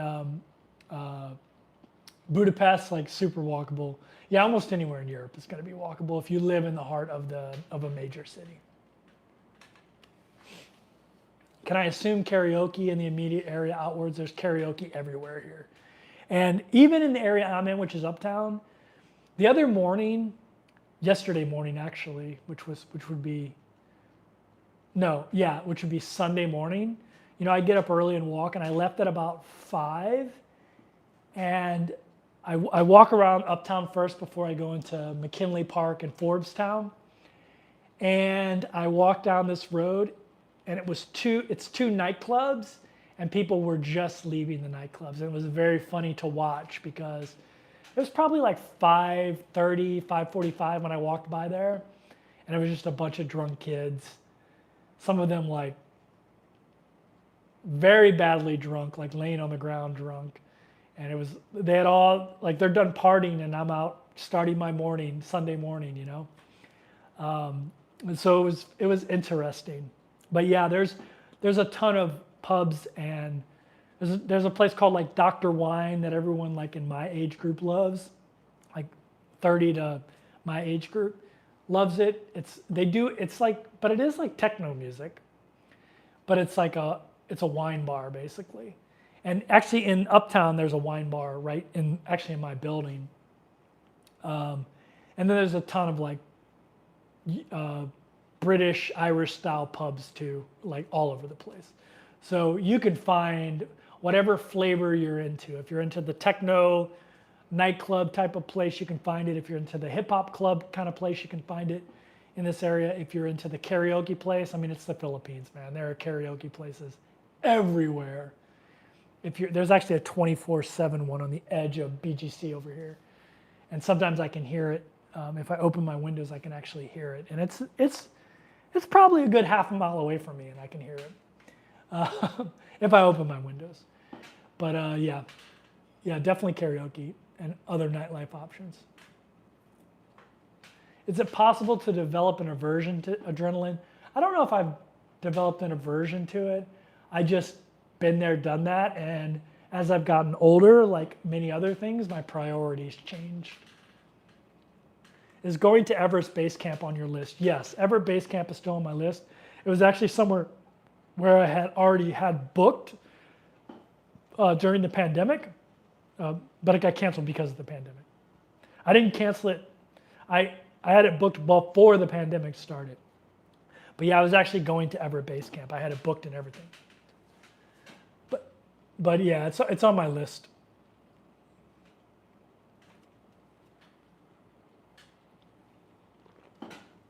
Texan said I would have loved to have been shipped abroad in the military. Yeah. So I lived outside of the continental United States for around 13 years of my military time. I did almost 10 years in Hawaii, which is part of the is part of the United States, but not the continental United States. And it's as close to living overseas without being out of the United States as you could possibly be. Like it's less, it feels more like living overseas than like going to Puerto Rico or something like that. Puerto Rico feels much more like United States to me than Hawaii does. You have all the conveniences of the United States and Hawaii, obviously, and obviously it's a state, but it's very different culturally than a lot of the United States. It's closer to Pacific Island nations than it is United States culture, in my opinion, from my experience. And then I did 2 years in Italy, and I did a year in Iraq. So of my a little bit over 20-year career, 13 of those years were spent stationed outside of the continental United States. And then the 7 years I was in the continental United States, 3 of those years I was deployed overseas. So most of my career, other than the 3 years I spent pushing boots as a drill sergeant in Navy boot camp, were spent out of the United States. Because even when I was in the United States, I caught deployments during those times. So they were long deployments too. So I was out of the United States for most of my career, almost 17 years of my 20-year career. I was out of the continental United States at a minimum. What's on the tray on your bed? So those are remote controls. That tray used to be in my kitchen with a bunch of cups on it, and I took it off. I actually took it off out of the kitchen so I could put drinks and like sandwiches and stuff like that on it.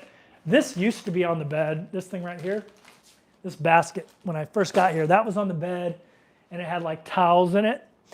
But I thought this was better. These are just remote controls for the TV. And then this is for the AC over here. There's another AC over there. But this, this thing I have instant coffee things in. I really like these Nescafe instant coffees. I know a lot of people will think that's terrible and disgusting, but yeah. Yeah, so that's what's in that tray over there.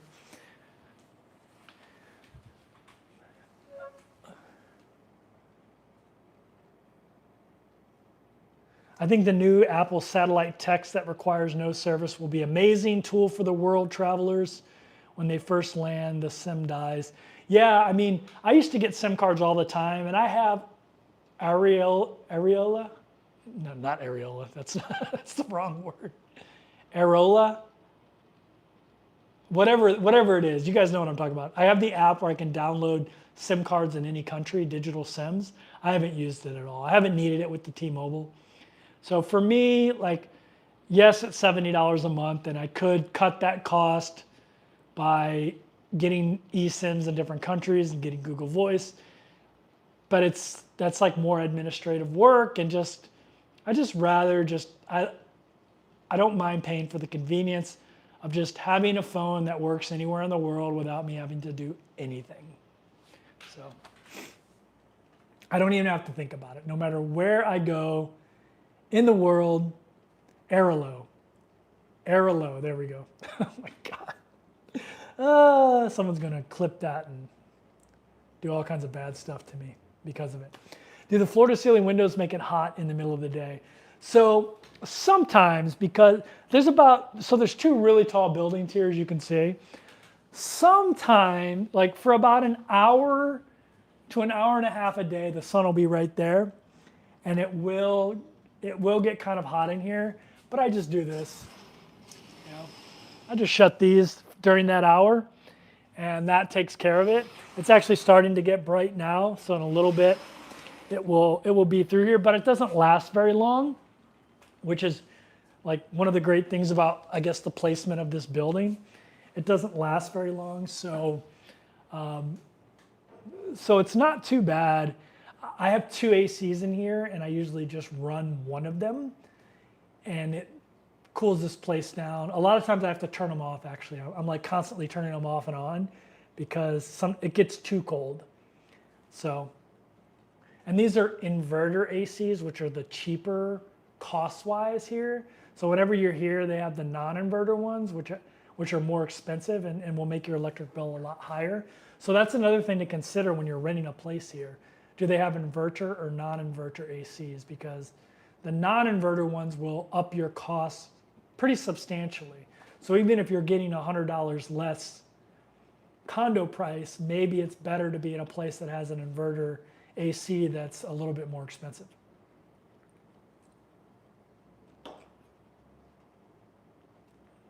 Any plans to do Philippine Islands? Yes. Yes, Bart. How you doing, Bart? By the way, Bart's my buddy I met while cruising. I have a lot of cruise buddies that show up on here. Got 126 people in the chat. If you don't mind smashing that thumbs up, we're almost to 100. We're 3 away, so I'd appreciate it.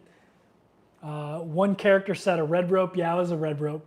That's in the Navy, the drill sergeant, which is, when I joined, was called a company commander. When I actually did the job, it was called a recruit division commander. But I always just say drill sergeant because people know what that is. But we would wear a red rope, a blue rope when you were in training, and then a red rope when you became an official drill sergeant or whatever. But yeah, a red rope. Surrey K says, scuba dive, check out Critter Republic and Dumageddon. ABC Family was just there. Yeah, so that's another YouTube channel I watch a lot. There's two families I watch a lot here that live in BGC. The ABC Family, Always Be Changing. They have a channel called Always Be Changing Philippines, I believe. If you want to know like what it's like to move over here as an American family and raise your kids over here, that's a good channel. But even better than that is Mom Duty. ABC is really good, but Mom Duty, they've been living, they're more permanent here in BGC. That family is. And they're both families of 4, 2 kids, boy and a girl. And they just have really good info. That's what really made me interested in BGC was those 2 YouTube channels, Mom Duty and Always Be Changing Philippines. And then the guy Marigim, whatever his name is, he's a guy from the UK that's over here that does some great BGC videos. And JJ the Lonely Bull too, as well.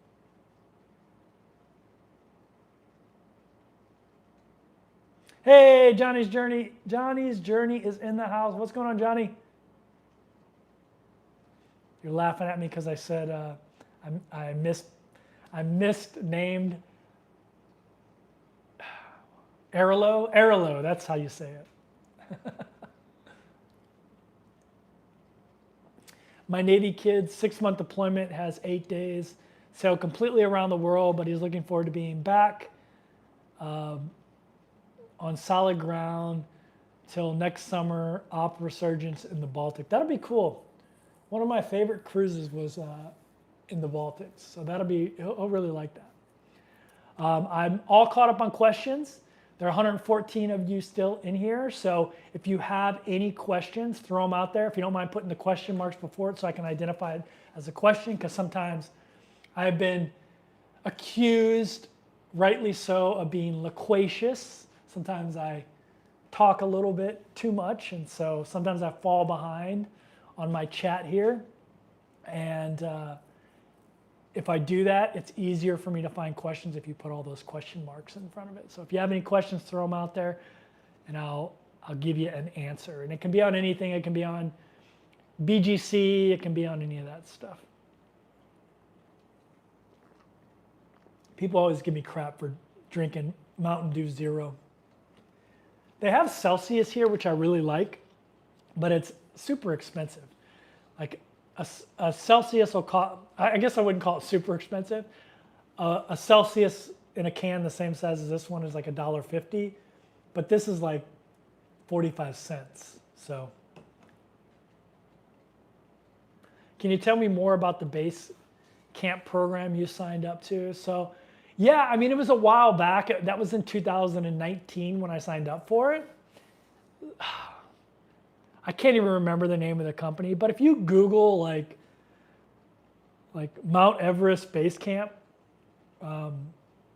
tours, you'll find a bazillion of them. That's how I found it, Ronan.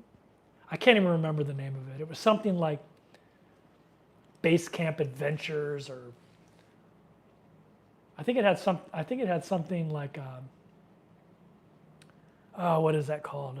Sherpa, Base Camp Sherpa Adventures, or something like that. But I can't remember. I mean, it was 2019. It was a while ago when I signed up for it.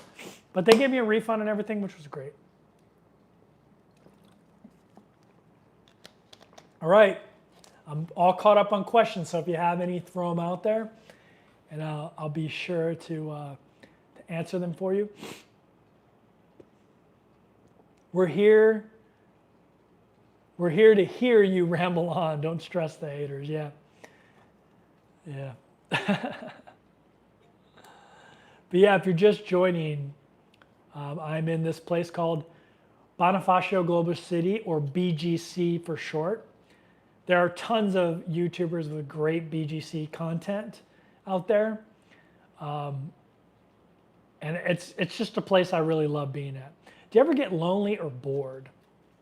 So I talk about this a lot. I'm an introvert, and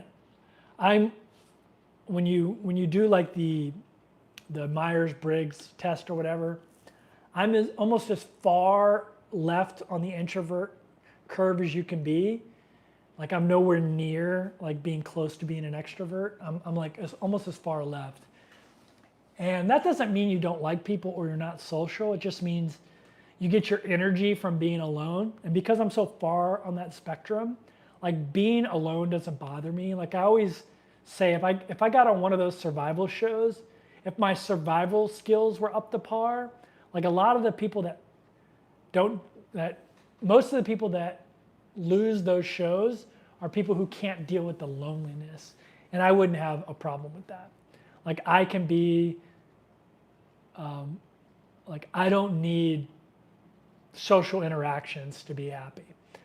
Now that doesn't mean I don't like social interactions. I do. I seek them out. I prefer them. I mean, this is kind of a social interaction. But I rarely feel lonely because of that. And I know a lot of people are probably different because of that, or different than that. They need that human interaction and stuff like that. But I don't really need it, you know. So to answer your question, no, I don't really get lonely. But it's even if I did, it's really easy to tap into different communities or different things around here. Like there's so many different things you can be involved in when you're a full-time traveler. Like when I was on a cruise ship, it was easy to tap into different events. And it's the same thing out here. Just use Facebook groups. As you start traveling more, you'll tap into different expat groups, and you'll easily be able to find the social interactions that you need. Like I mentioned earlier, when I'm in Chiang Mai, I'm part of a Facebook group called Chiang Mai Coffee Club, and I just look at what events they're having, and I usually go to their different events. And that's how I do social interactions. So it's easy to have them. Do I get bored? No, because I'm like, I mentioned this earlier, like I am at a fortunate place in my life where I just get to do whatever I want. And what I really enjoy doing is eating great food, going and chilling at the pool, going for long walks, reading books, and doing research on investments. And so I get to do that stuff as much as I want. And when I want to like take a trip that like involves, like when I go to Hawaii in January, I'm gonna probably do some super long hikes. I'm going to Kauai. I'm gonna do like some crazy long adventurous hikes. You know, I'll get, you know, that adventure bug that I'm craving out of me. But yeah, it's, so to answer your long answer to a short question, do I get lonely or bored? The answer to that is no. But that's because I choose not to be. I choose to do things that excite me and make me happy, and you know. Do you travel with one bag? Yeah, I travel with one.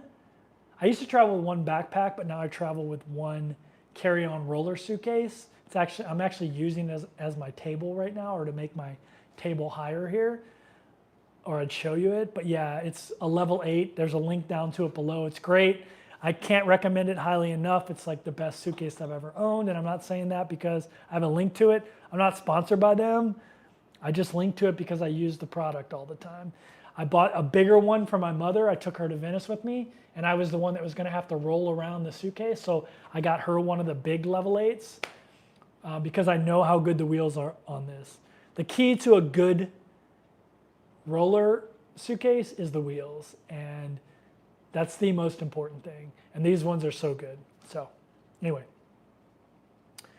are you going to the grocery and cooking in? I never cook in. Are you walking a lot to stay in shape? Yes, I walk so I can eat whatever I want. That's why I work out. Some people work out because they want abs or a great body. I work out so I can eat whatever I want. That's why, I walk 20 to 30,000 steps a day so I can eat whatever I want. I don't have to like worry about what I'm eating.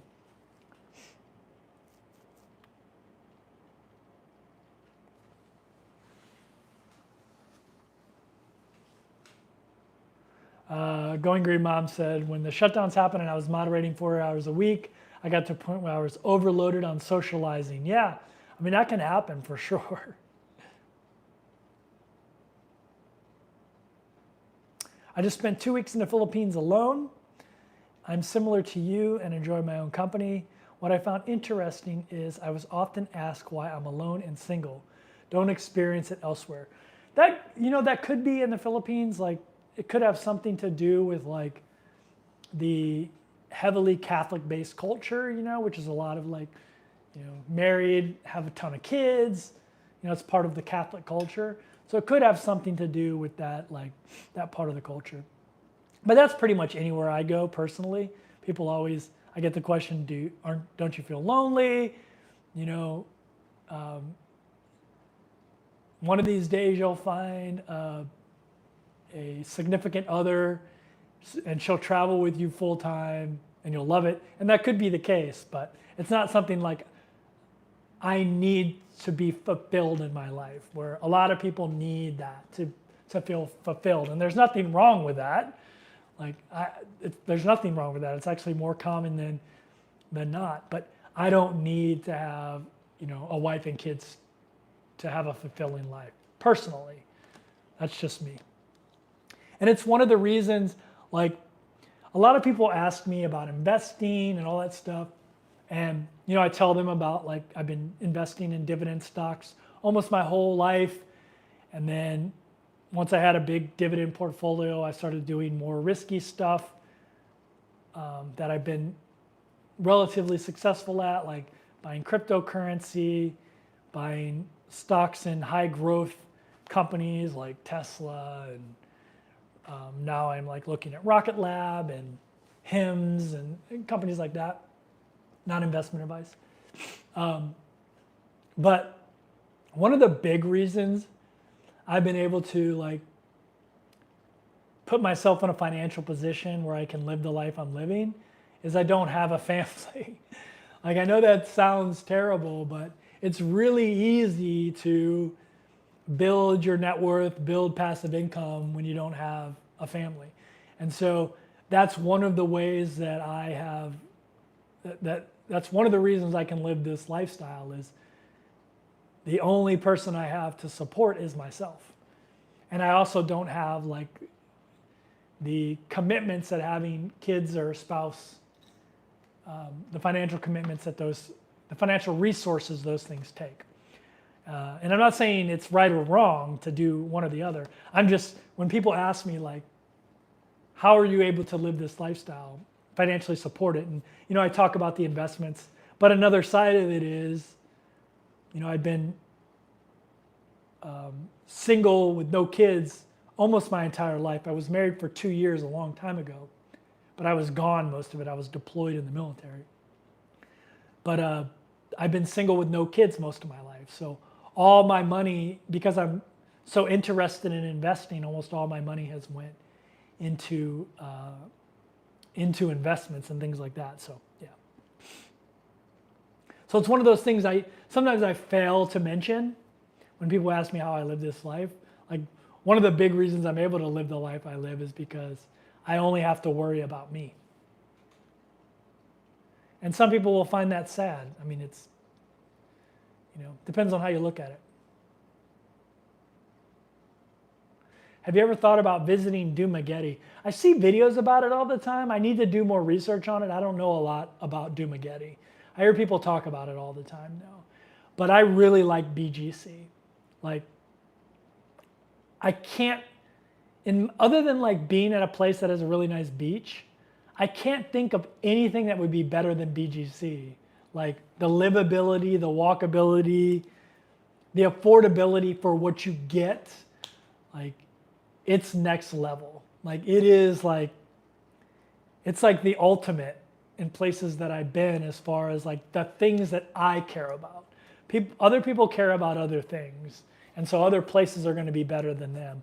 But the things I care about, if you rewind to the beginning of this video, I talk about why I might make this a home base. And part of it is the affordability, or part of it is the walkability, the livability, the safety, the affordability for what you get.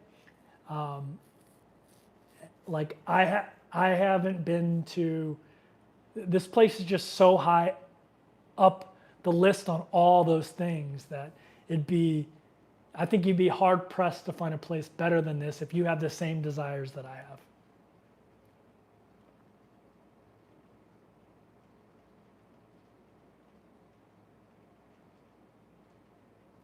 What's your final plan? BKK, Chiang Mai, Philippines. With cancer, I'm thinking Thai lady may come in handy one day.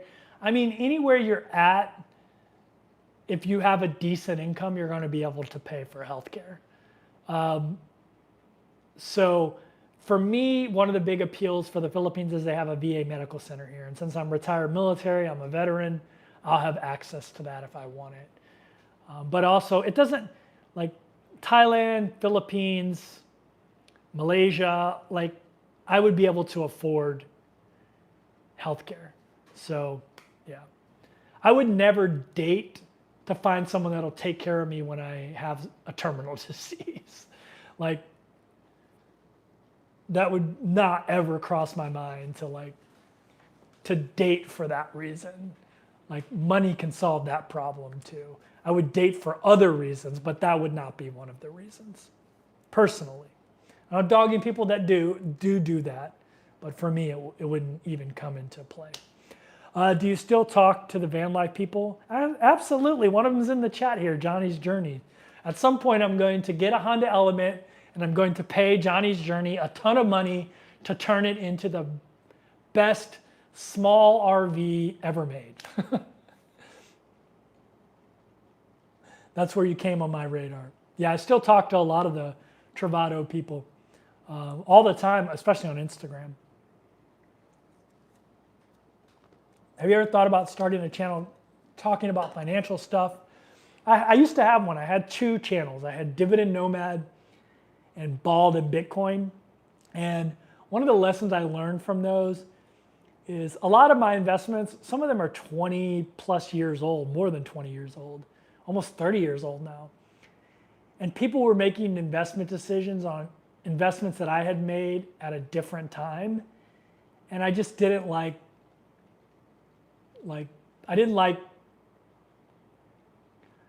people, even though I said it all the time, people were making financial decisions based on things I talked about.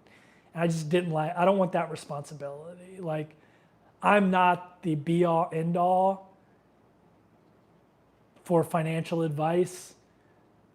I just like discussing like what I did in the past and what my thoughts are now. But I don't want to be responsible for people losing money, because when you invest in things like the company I've been talking about recently, which is Rocket Lab, I keep telling people, this is a super risky company. Like they could be out of business next year. Putting rockets into space is a super expensive business, and most companies that try to do it go out of business. Yeah, so I did have that, and I thought about bringing it back. But I don't know. We'll see.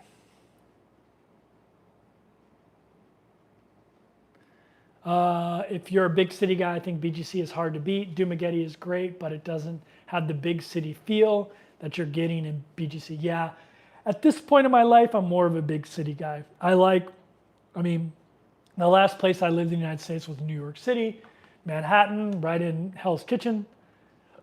I love having everything at my fingertips. And I just really enjoy that. I love my city where I was born, which is St. Louis. And if I wanted a small city vibe for an affordable price, I just moved there. So a lot of like middle tier cities, they just don't interest me very much, because they're lacking in something, whether it's like the culture or the walkability or the safety or the livability. Like they're lacking in something that I now know I can get in BGC. And so I'm not saying that I wouldn't like them, because maybe I would. Like, I didn't know about BGC until I started seeing all these YouTube videos pop up. And even with YouTube videos, you never really know until you get there. I was watching a lot of YouTube videos that told me M-City in Kuala Lumpur was like this, and it's not. Like, it's not very walkable. It's great, like the building is great. You have a lot of things like in your grasp. But as far as like the overall area, it's not very walkable. And I would say the safety is okay, but it's nowhere near like BGC safe. So, yeah.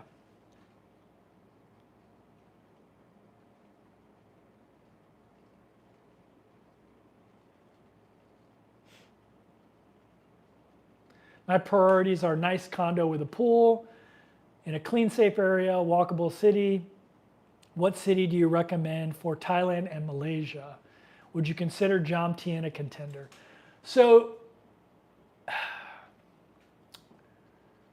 I love Jom Tien, but the further you get down the street towards Na Jom Tien, the less convenient it becomes. Like people keep talking about like the Riviera. That's not walkable at all in that area. You have to have a motorbike or you're going to use Grab a lot. It's just not walkable. Even to the beach is a trek from that place.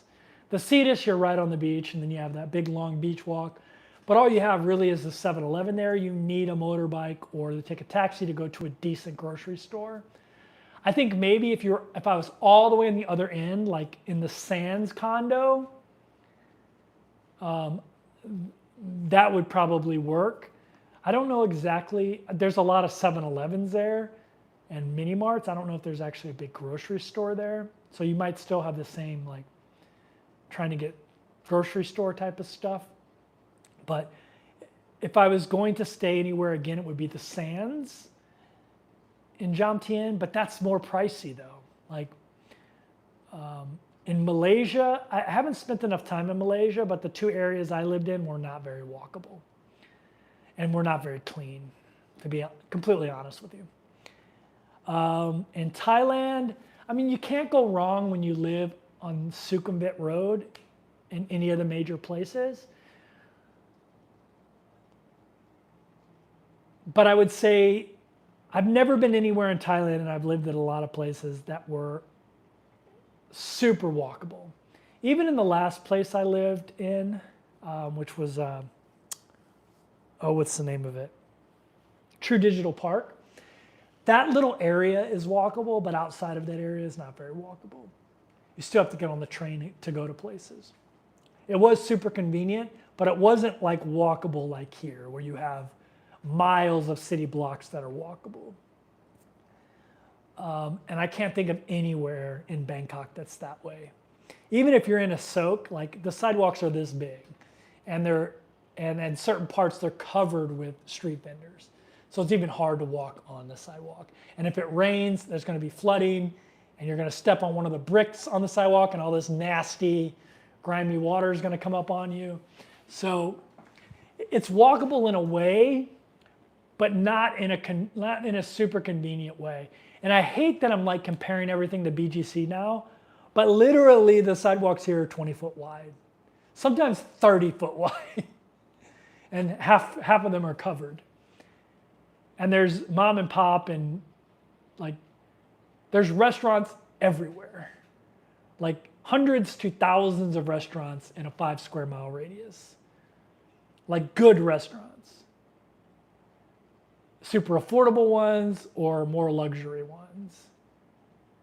Every fast food chain you could think of, every coffee chain you could think of, Tim Hortons, Starbucks. There's a Starbucks right there, actually. Right there, that's Starbucks. Tim Hortons, Seattle's Best, and then another 100 mom and pop coffee shops. I can't think of anywhere in Thailand or Malaysia that is as walkable that I've been as here. In Chiang Mai, there are walkable neighborhoods. They're walkable, but you're walking on the road, if that makes sense. If you've been to Chiang Mai, you know what I'm talking about. And so Niman is very walkable, but it's not walkable like it's walkable here, where you have 20 to 30 foot wide sidewalks on both sides of the road, and super like pedestrian friendly. I mean, Niman is super safe. Like it's one of the safest places in the world as well. So I would say Niman and Chiang Mai is really good, and maybe even the old city in Chiang Mai. And it's walkable, but it's a different kind of walkable because you're walking on roads. There's barely any sidewalks. So it's a different kind of walkable. It's a much more arduous, like getting 20,000 steps in Chiang Mai is a chore for me.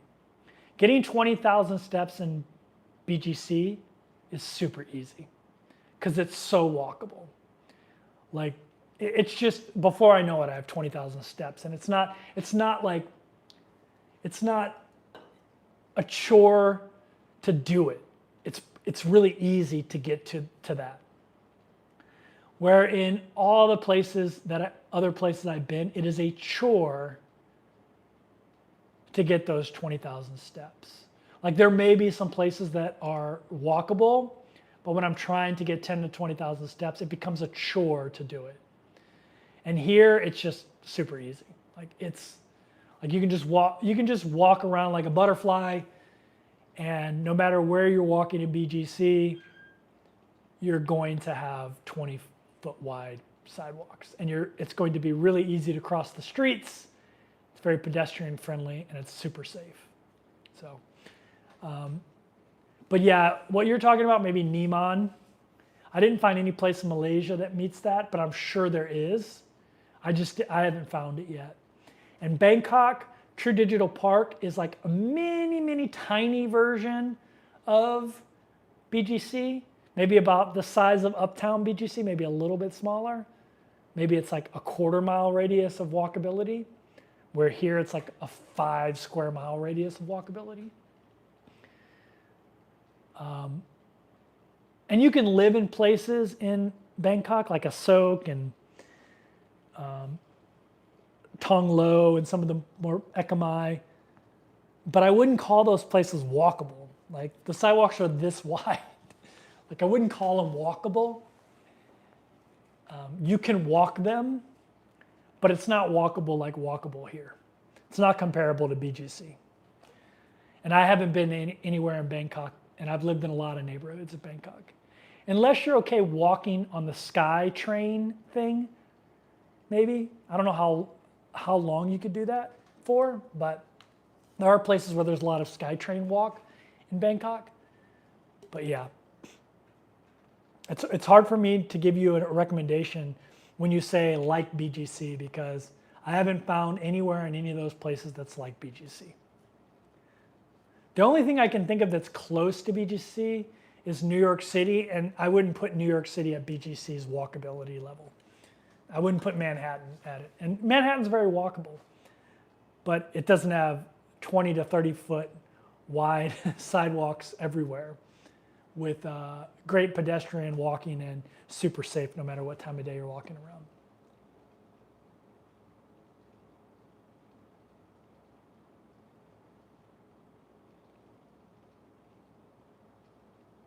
Do you think there's a key ingredient that would open up US towns into transitioning to more walkability? Yeah, I mean, restricting car access. I mean, that's really the, I really wish Manhattan would just get rid of cars. Like, let people have, like, if you want to be on mopeds or scooters or bikes, like you can, but get rid of the cars, and then you can turn all those roads into sidewalks, make it much more walkable. Even here, it can be a little bit congested on the roads, but it doesn't affect the walkability, which is something that they've cracked. And I guess because they have these huge sidewalks. And the lights are good and people actually pay attention to them. And where they don't, they have cops there that make sure they do. There's one street here that's really busy. It's called 32nd Street. But there's a whole street called High Street that runs right in the middle of BGC, and there's no cars on it. There's no street. They call it High Street, but it's not really a street. There's no cars. It's just a big, long thing that's walkable. In the middle is like plants and stuff. And it's nothing but restaurants and stores, and it's like for a mile straight through the middle. It's called High Street. And it's, yeah.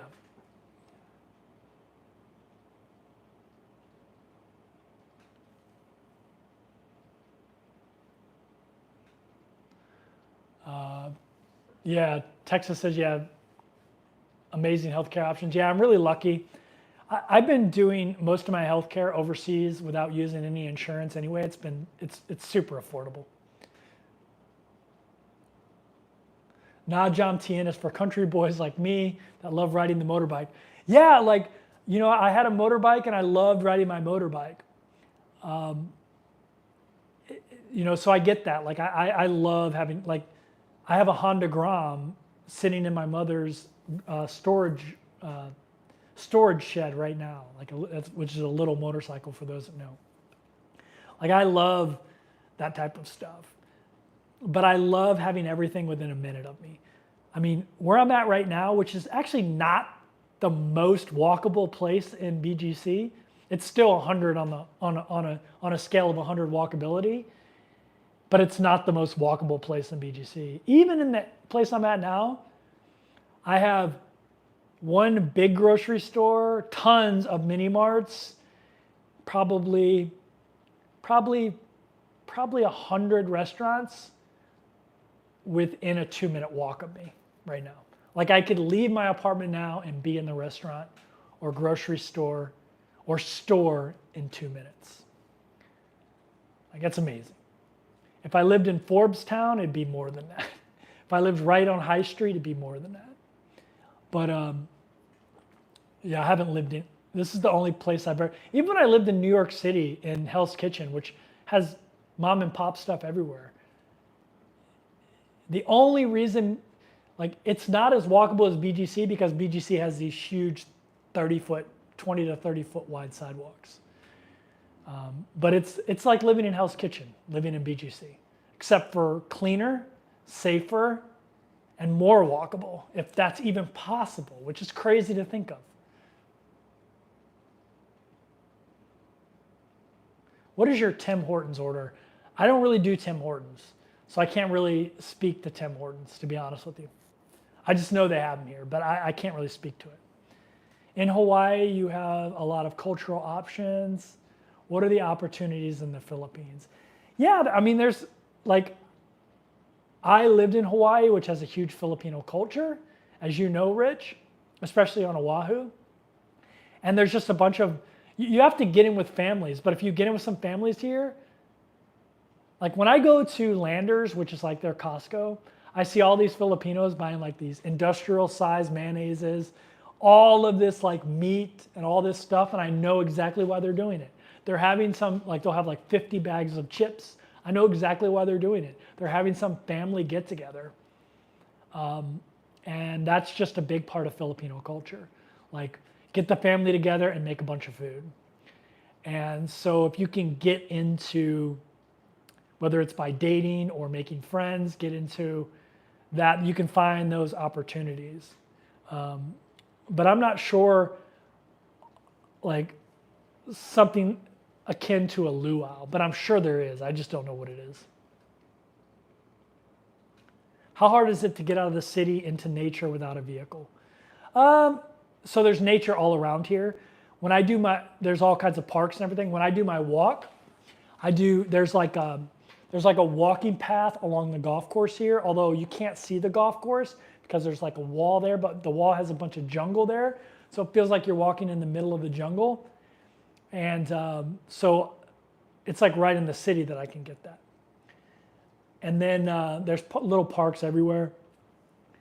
But without a car, I mean, you could take a Grab, or you could rent a motorbike or rent a car if you wanted. If you're talking about like you want to be out in the jungle. But you're in one of the biggest cities in the world, Manila. So it's just like any other big city in the world. Like, you need some kind of transportation. And I don't know if there's public transportation that'll lead you to that. I don't know. I haven't explored it enough. I've only been here for 2 weeks. And I'm really concentrating on BGC. And in a lot of people's mind, they think BGC is small, but it's actually pretty big. It's a pretty big area.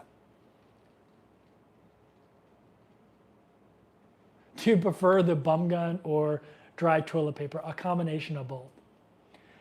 Do they have community gardens or anything there? Yeah, there's all that kind of stuff here. It's a rich, hippy-dippy neighborhood. Anything you can think of that hippy-dippy neighborhoods have, they have it here. sculptures everywhere, art everywhere, community gardens, green spaces. The little tiny dog market here is through the roof. Every dog has little doggy shoes on their paws, like little shoes on them. I'm assuming the concrete must be hot or something, I don't know. And there's little doggy stores everywhere to buy little bitty tiny toy dogs or to buy stuff for the toy dogs. Every shop has like little dog bowls and like dog treats on the menu. It's a very tiny dog culture here. So you have all of that like hippy dippy, yuppie type of stuff here. Do you think Trump or Harris would be better for American business? I think they'd both be good. I don't think it even matters. You invest in the stock market, Apple. I've done just as good under Democrats as I have Republicans. It really makes no difference to me. I don't think they really have an impact on business that much, to be completely honest with you. Business cycles have way more impact than they do.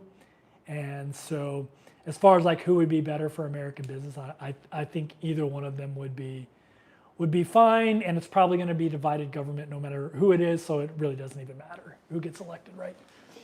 We should just elect the libertarian, if you ask me. But yeah, to me, I do well. Who gets elected means nothing to me on as far as like finances. I mean, it just is what it is. I mean, what is Trump's famous quote before he became a politician was, "We do better under Democrats than Republicans if you just look at the numbers."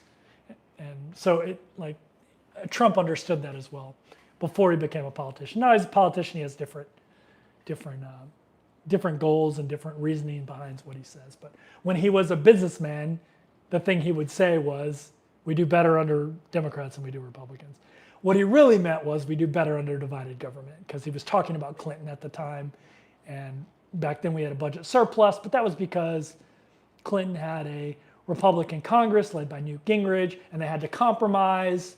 And so they came up with this deal that basically reduced the budget and all. I mean, anybody who studies economic history knows the Clinton-Newt Gingrich combination was like the best combination ever in the history of probably the United States, as far as balancing the budget and being good for business, but also being good for like keeping business in check from doing bad things that business can do. So what we really want is divided government. So if Trump's elected, hopefully we get a Democrat Congress, and if Harris is elected, hopefully we get a Republican Congress, because it's better when they have to compromise than when one side has full control and can do the wackadoodle stuff that they want to do, and both sides has that. So sorry to go off on politics, but I could care less which one gets elected as long as it's divided.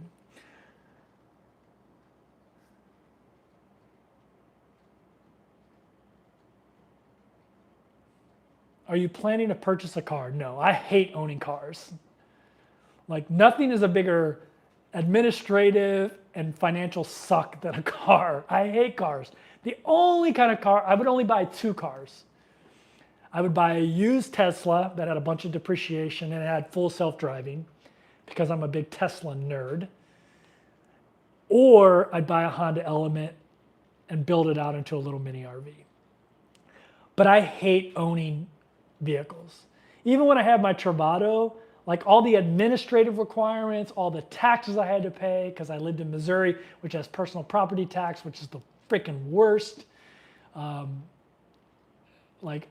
hate the administrative requirements and the financial cost of owning a car. I much rather buy Tesla stock than own a Tesla, to be completely honest with you. So even when I had that, like I loved my little motorbike in Thailand, but even that had like all kinds of administrative things I had to do, different like insurance, I'd rather just rent a damn motorbike and I don't have to worry about that stuff. And so, yeah.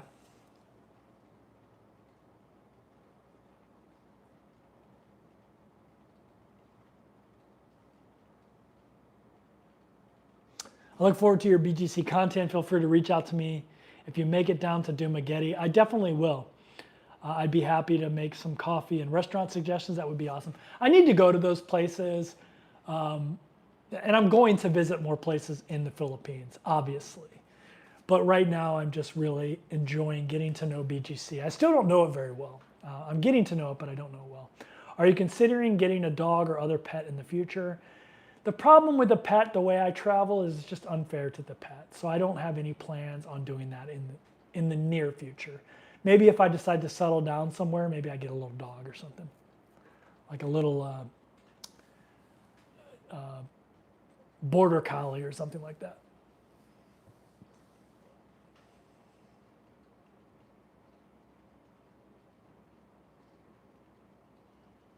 What services do you take advantage of there? I don't really, like, massages are pretty inexpensive here. I actually have a Hawaiian massage place in the underground tunnel to my building, which is actually pretty affordable. It's only like 10 bucks for a massage, but I haven't taken advantage of it. I probably should. I wouldn't mind a good massage, but I haven't taken advantage of it. But I don't really do a lot of stuff like that, to be honest with you. I've talked about it in here. I'm pretty boring. Kevin, do you deal with noise when traveling? Do you ever get noisy neighbors? Any horror stories? I haven't had that issue.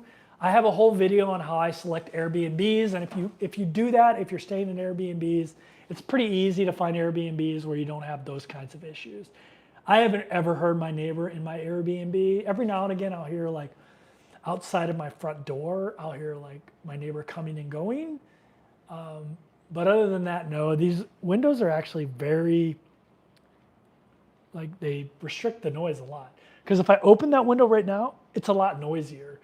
So however they did the windows here, they actually did a really good job. I don't know if they're double paned or what, but I don't get a lot of noise pollution in my building. There is a nightclub about a quarter of a mile away, and sometimes I can hear the bass bumping from that at night, but that doesn't really bother me. It's like the feel of the bass bumping. It's not really the sound, so it doesn't really bother me.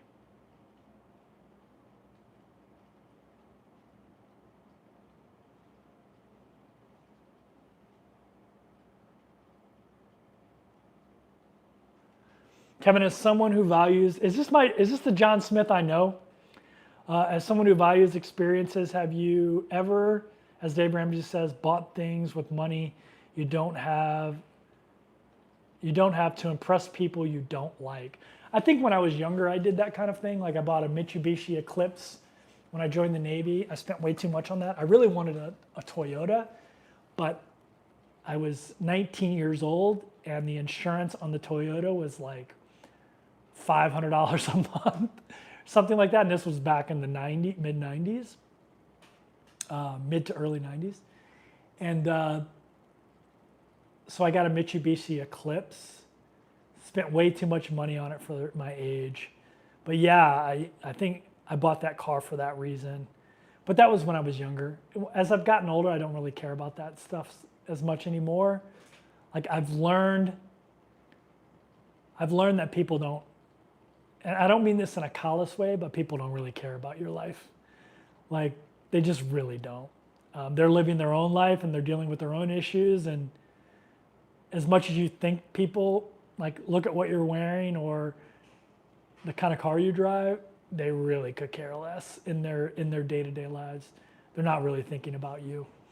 And I know that sounds terrible, but it's just the truth. So I've learned to like not care about that kind of stuff. Can I recommend a hotel in Manila? No, I can't. I haven't been here long enough, Charles. I mean, the Grand Hyatt is right next to me, but it's $300 a night. I'm sure it's amazing. But you could get it like this Airbnb, if you rented it, would be like $45 a night right next door to it. So I'd probably just look for a high quality Airbnb. Go check out my video on how to find quality Airbnbs. You could probably save some money that way.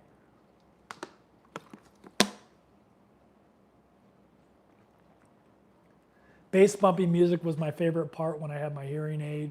Feel the music as much as you hear it. Yeah, I mean, it doesn't really bother me. I know it would bother some people, but it doesn't really bother me. All right, we've been going for over 2 hours now.